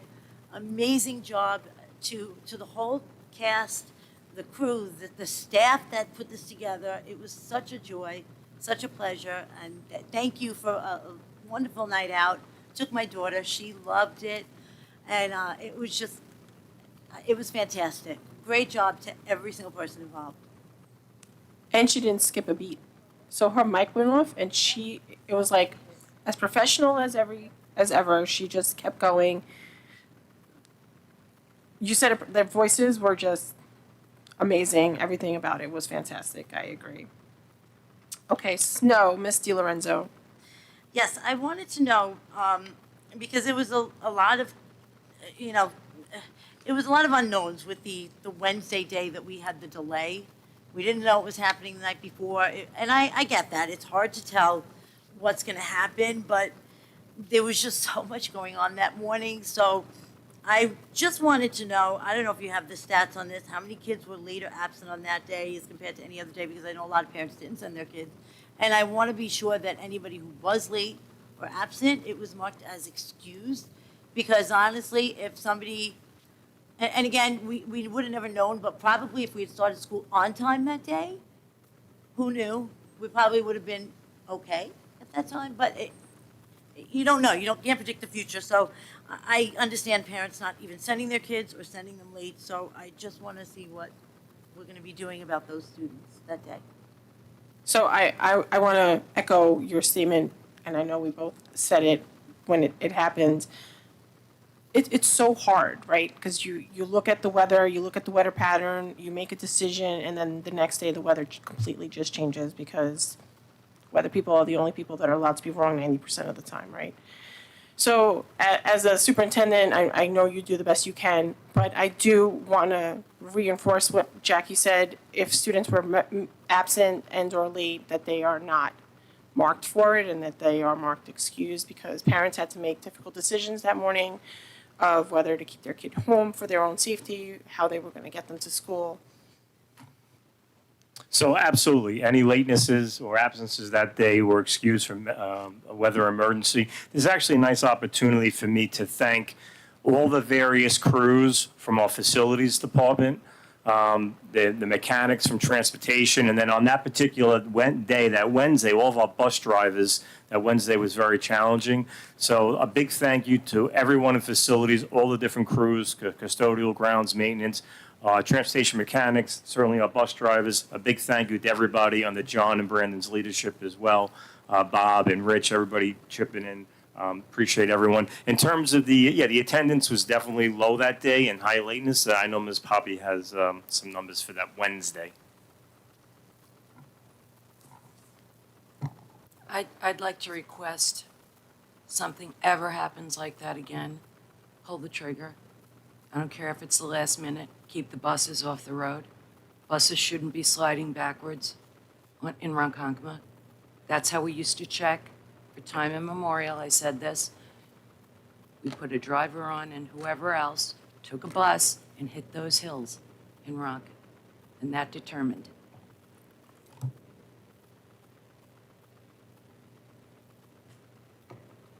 I do have some numbers to share with the Board of Education. So I was asked to provide information about attendance absences, presence, and tardies for the district average between 9/2/2025, which was the first day of school, and February 24th, 2026, which was day 2 of the blizzard. So essentially the school year to date prior to that 2-hour delay. So the district average of students present is 94%. District average for students absent was 6%. District average for students who are tardy is 2%. On February 25th, that's Singleton Day, the district average for students absent was 24%. District average for students present was 76%. And district average for students tardy was 4%. Would anybody like me to repeat any of those figures, or? No, thank you. Thank you. Appreciate that. Okay, CTA letter in regards to charter schools, Ms. Inatelli. Yeah, so the Connecticut Teachers Association had written us an email asking us to consider signing on to the resolution pushing for legislation to regulate how charter schools spend taxpayers' money. So as many of you are aware, the letter reads, we've had a 17% increase in charter schools across Long Island, that the taxpayers' money actually goes to any student who actually attends these schools. So I'm asking the board to vote to support sending the letter. I do feel we should, and Anthony, if you want to speak a little bit, if you could, about the charter schools and how their regulations and how you don't have to be a certified teacher and some of the information. Sure. So there is a difference between how a charter school needs to operate and how a public school in the same area needs to operate. The big issue that the letter outlines is that they're looking for legislation that would, in effect, take away some of the control of SUNY, the State University of New York, which oversees charter schools and which would approve them, and require further input from the local Board of Education. So if we could take a vote, if everybody's okay with signing and sending this letter in? I'm not okay at all.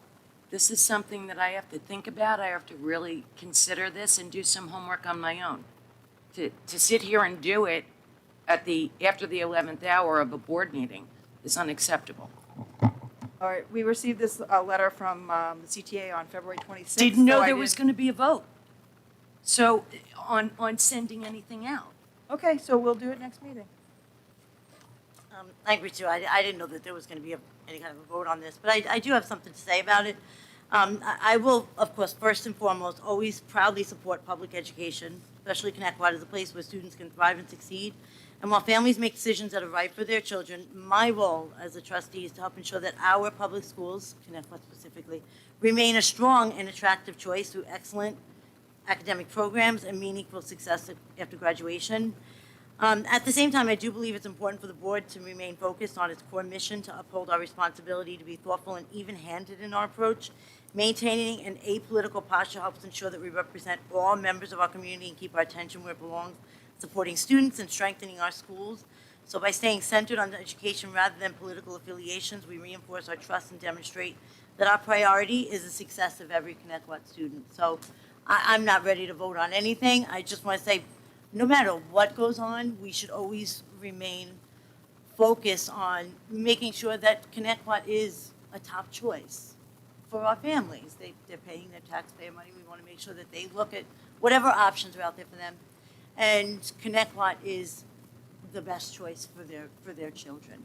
And I will always remain focused on that, on trying to make us the first choice. Yeah, I just want to make sure it's clear this had nothing to do with politics. This had to do with our taxpayer money going towards a school that isn't even certified teachers for our students. So I just want to make that clear. I'm not really sure where that political part came in, but we will definitely take this up next meeting. Yeah, so I also didn't know we were gonna vote on it. I can vote next meeting, but I will just say that I am in support of the CTA's letter and opposing the legislation for a charter school. I feel like we should be able to have our students in our schools, but that's just my personal opinion, and I will definitely vote next week or next meeting. I should say.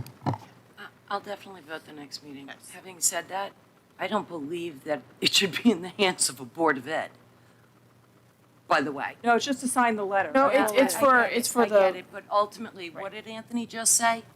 That the Board of Ed should have what? Yeah. You open a whole other can of worms with that issue. We're already dealing with certain things with transportation. I don't think we need to do it with Board of Ed members, but just saying. And now we have class sizes, Ms. DiLorenzo. I actually mentioned it earlier, what I was going to say, I brought up earlier.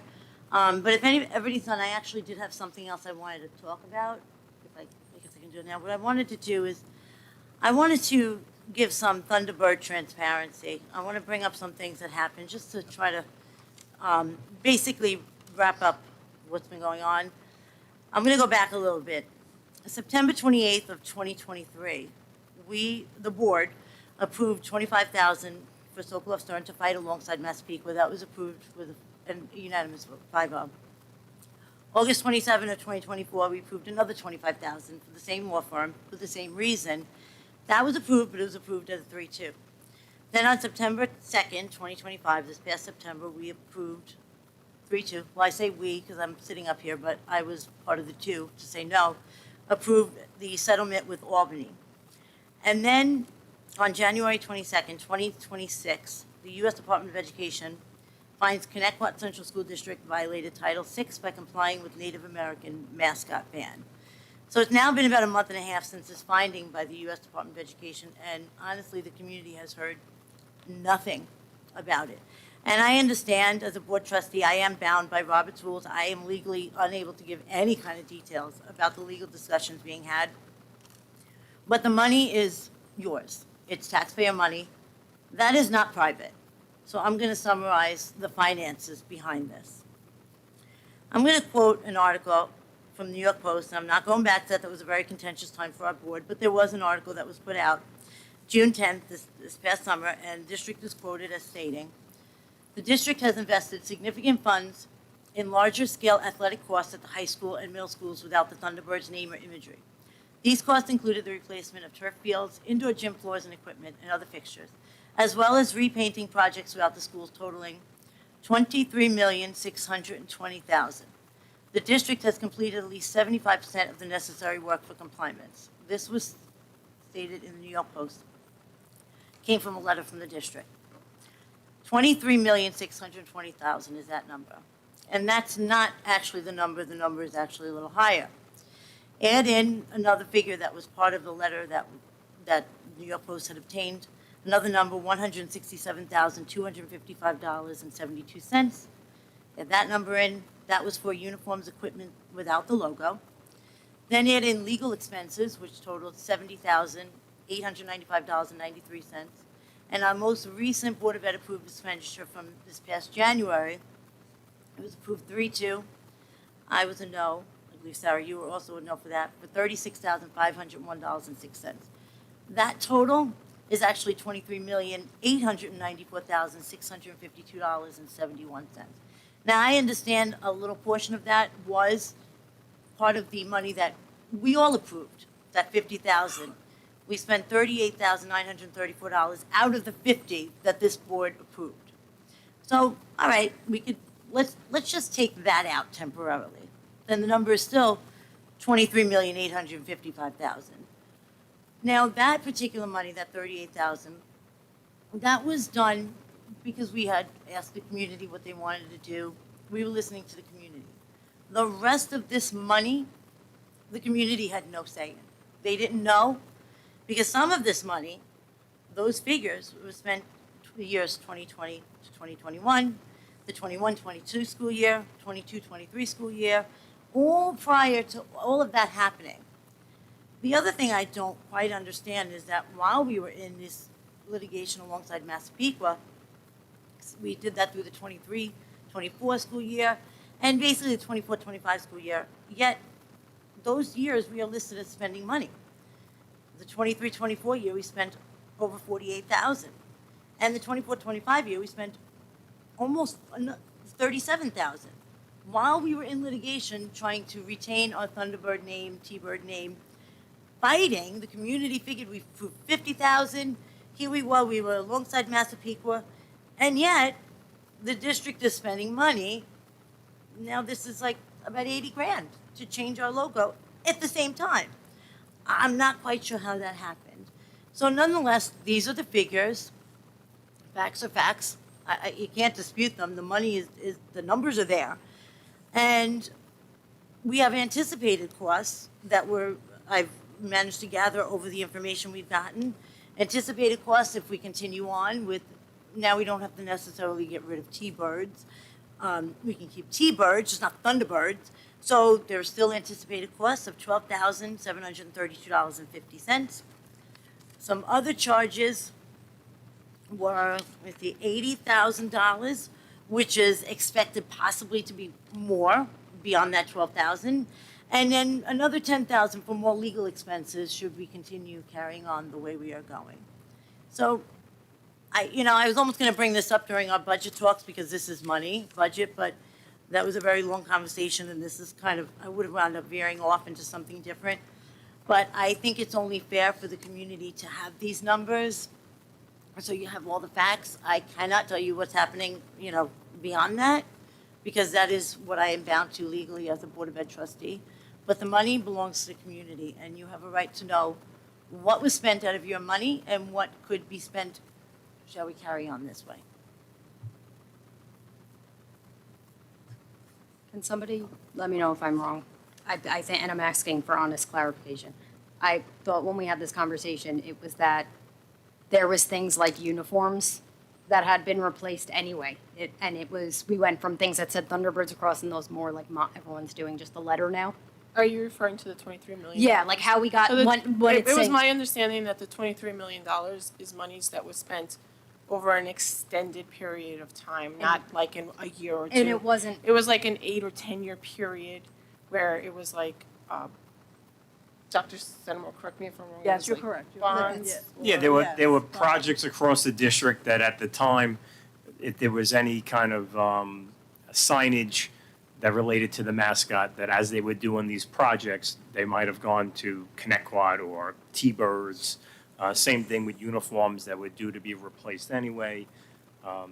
So, as these projects were occurring, to that dollar total, where there were opportunities for the district to, use an alternative, that's what was done. To say it was specific. Well, I don't know if it was really an yeah. alternative, so I just have to be clear Yeah. here, because it was a choice that the district made that we wanted to go with the big C on at the floor. It had nothing really, like, yes, we wound up changing, but we chose to make the big C. That's a better way to We chose word it. write Connecticut. We chose. Yeah, because Connecticut has utilized over the years multiple images, multiple names, Connecticut T-Birds, Thunderbirds, the two most common images, as well as the big C. That's been prevalent certainly on some fields and things. So yes, that's a better choice of word. Well, I get that, and you're saying we chose, but who? The community was completely unaware. So who chose to just slowly but surely, we might get hit with this, let's just start changing? So I don't think that's what they're saying. I think what they're saying is like when somebody went to do a gym floor, they're like, I think aesthetically it would look nicer if it had a big C on it. So It's still not transparent, and I it know what wasn't. you It mean. wasn't I'm going to pull the hood over the community and start changing the mascot without telling them. It was none of that. I disagree. Okay, and if I'm not mistaken, when it was done on the website where the C was turned around, we all had an issue with the fact that no one asked us. Okay, no one brought it up to the board where it could be then brought out to the public. Listen, if it has to change, it has to change. It's not the point. The point is that decisions shouldn't be made unilaterally without the Board of Ed knowing and then the public knowing. And that has gone on, that has gone down constantly. And that's actually exactly it, is if it has to be changed, if we, you deal with it at that time, but even still, if in that moment, but then to go around a few years later and say, oh, well, we changed this, so yeah, that was changed, because it all seems very dishonest and really, really, not being completely transparent with the community at all. And I just, I wish I could talk more about what's happening. I cannot, but the money is out there, and at least the community now knows what was spent. Whether you say it was because, well, we were changing it anyway, we might as well. I'm just not going for that, because it's still it lacks a lot of transparency. Wouldn't the boards of those times have approved that spending? Wouldn't the boards that were active at that time approved that spending the same way like we? Yeah, they might have, but why the spending? Maybe I don't know. I mean, I wasn't sitting here, but were they actually told at the time, well, we're changing it for this, we're changing it, it's a lack of communication, a lack of transparency that is ultimately it. And like I said, if we had to change, if it really came down to it, and ultimately, honestly, if it really came down to it and we have to go with T-Birds, that is absolutely the next best option to Thunderbirds. I fully agree with that. But it's how it was done, how this was all done. And, I had those concerns of being a Title VI violation. I brought it up the very night the settlement was voted on. And I was told, no, by the lawyer, no, it's my opinion that we're not violating. And sure enough, we get slapped with it a few months later. Right, we've had this conversation so many times. I just feel like But it's without just the on and finances on. being No, fully we talk about it a disclosed. lot. We never fully talked about the finances. Yeah, all that stuff we've gone over many times. I'm not going back to that. The finances were never fully disclosed. Those numbers were never really given to the community. Thank you. Does anybody else have anything for board discussions? Does anybody in the audience have any public comment? Okay, so the rules will remain the same from what I read the first time. I'm sure you all know the rules. So number 1. Okay. We will do it one at a time. I got my number 1.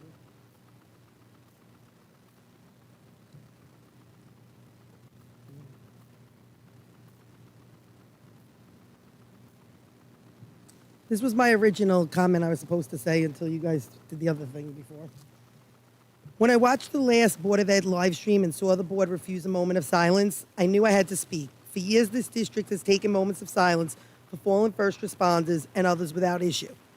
A moment of silence may be small to you, but it teaches something very powerful to students. Recently, Nassau County Police Officer Patricia Espinosa lost her life because of a drunk driver, yet this board refused to honor her with a moment of silence, even though a sitting Board of Ed member requested it. When we pause, we honor not just a uniform, but a person, a life dedicated to protecting others. For students watching, especially in your audience that night, this is a teachable moment. It reminds them that choices have consequences and that one decision can change lives forever. It also shows them the value of service, responsibility, and respect for those who protect our communities.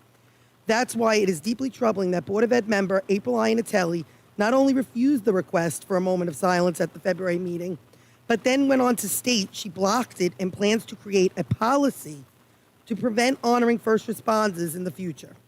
What message does this send to the students and this community as a whole? This board missed an opportunity to lead by example instead of showing respect and using this moment to discuss the very real dangers of drugs and alcohol, the very committee that April sits on, issues affecting our students. You allowed one member of this board to dictate the outcome. Before creating policies that block respect for fallen first responders, perhaps this board should focus on addressing the real issues facing this district and restoring transparency, leadership, and accountability.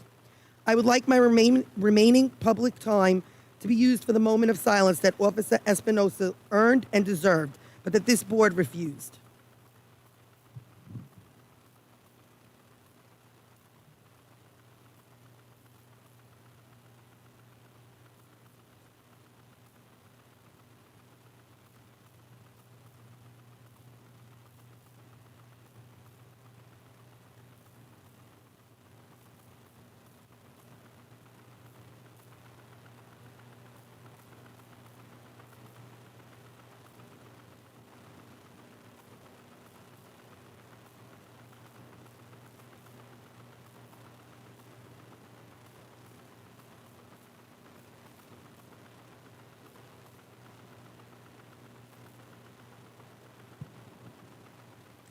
Thank you. What I would like to say as a closing is that in the time that you, April, wasted to not have a moment of silence, and in the time that you wasted in using time to say that students shouldn't, you're going to make a policy against a fallen officer, disgusting disgrace. Disgusting. Use that time for education. Do better. You wasted more time talking about the policy than having a moment of silence. Disgusting. Worst board member up there. I'm going to have to say something because it had nothing to do with one person. It had to do with making sure if we're only going to do one person, we have to do every person. Everyone deserves the moment of silence. And we don't have enough time to list all the names of everyone. So we can't start a precedence.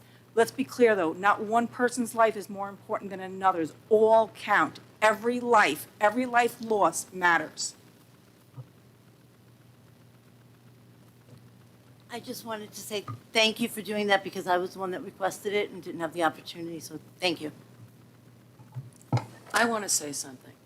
There needs to be some sort of guidelines. Having said that, what just went down, all of that time for the moment of silence, was ridiculous. That's there for people to ask questions. If someone's done with their question, it should move on to the next person. So to be fair, the person at the mic gets 3 minutes, and it is their 3 minutes to do. Not so. Okay. They're there to ask questions. They're not there to do moments of silence and then force the hand of everybody else. And I'm the first person to say a prayer for everyone. That's specifically there for a reason. Okay. We will agree to disagree, but number two. Number two.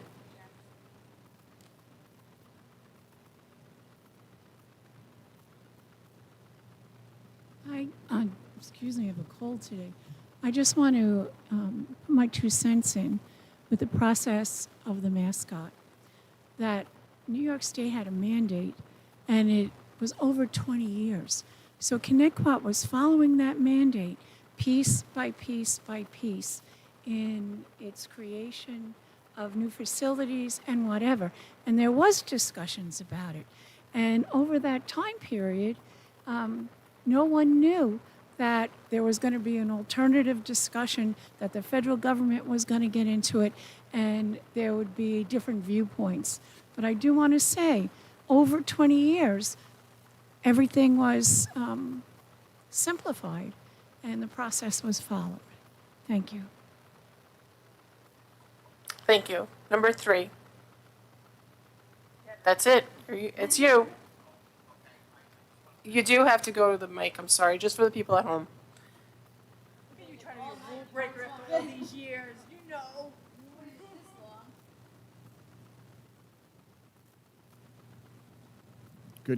Good evening, ladies and gentlemen. I just really want to thank the superintendent and the Board of Education for recognizing the hard work that someone put in over 2 years. Corinne Rekowitz has worked towards becoming a 19A, so I want to thank you folks for appointing her this evening, and we look forward to having Corinne, who's there with her family, be part of the 19A program here in the Transportation Department. So thank you very much. Long overdue. Thank you. Can I call for a motion and a second to adjourn the meeting? Motion. All in favor? Aye. Good night, everyone.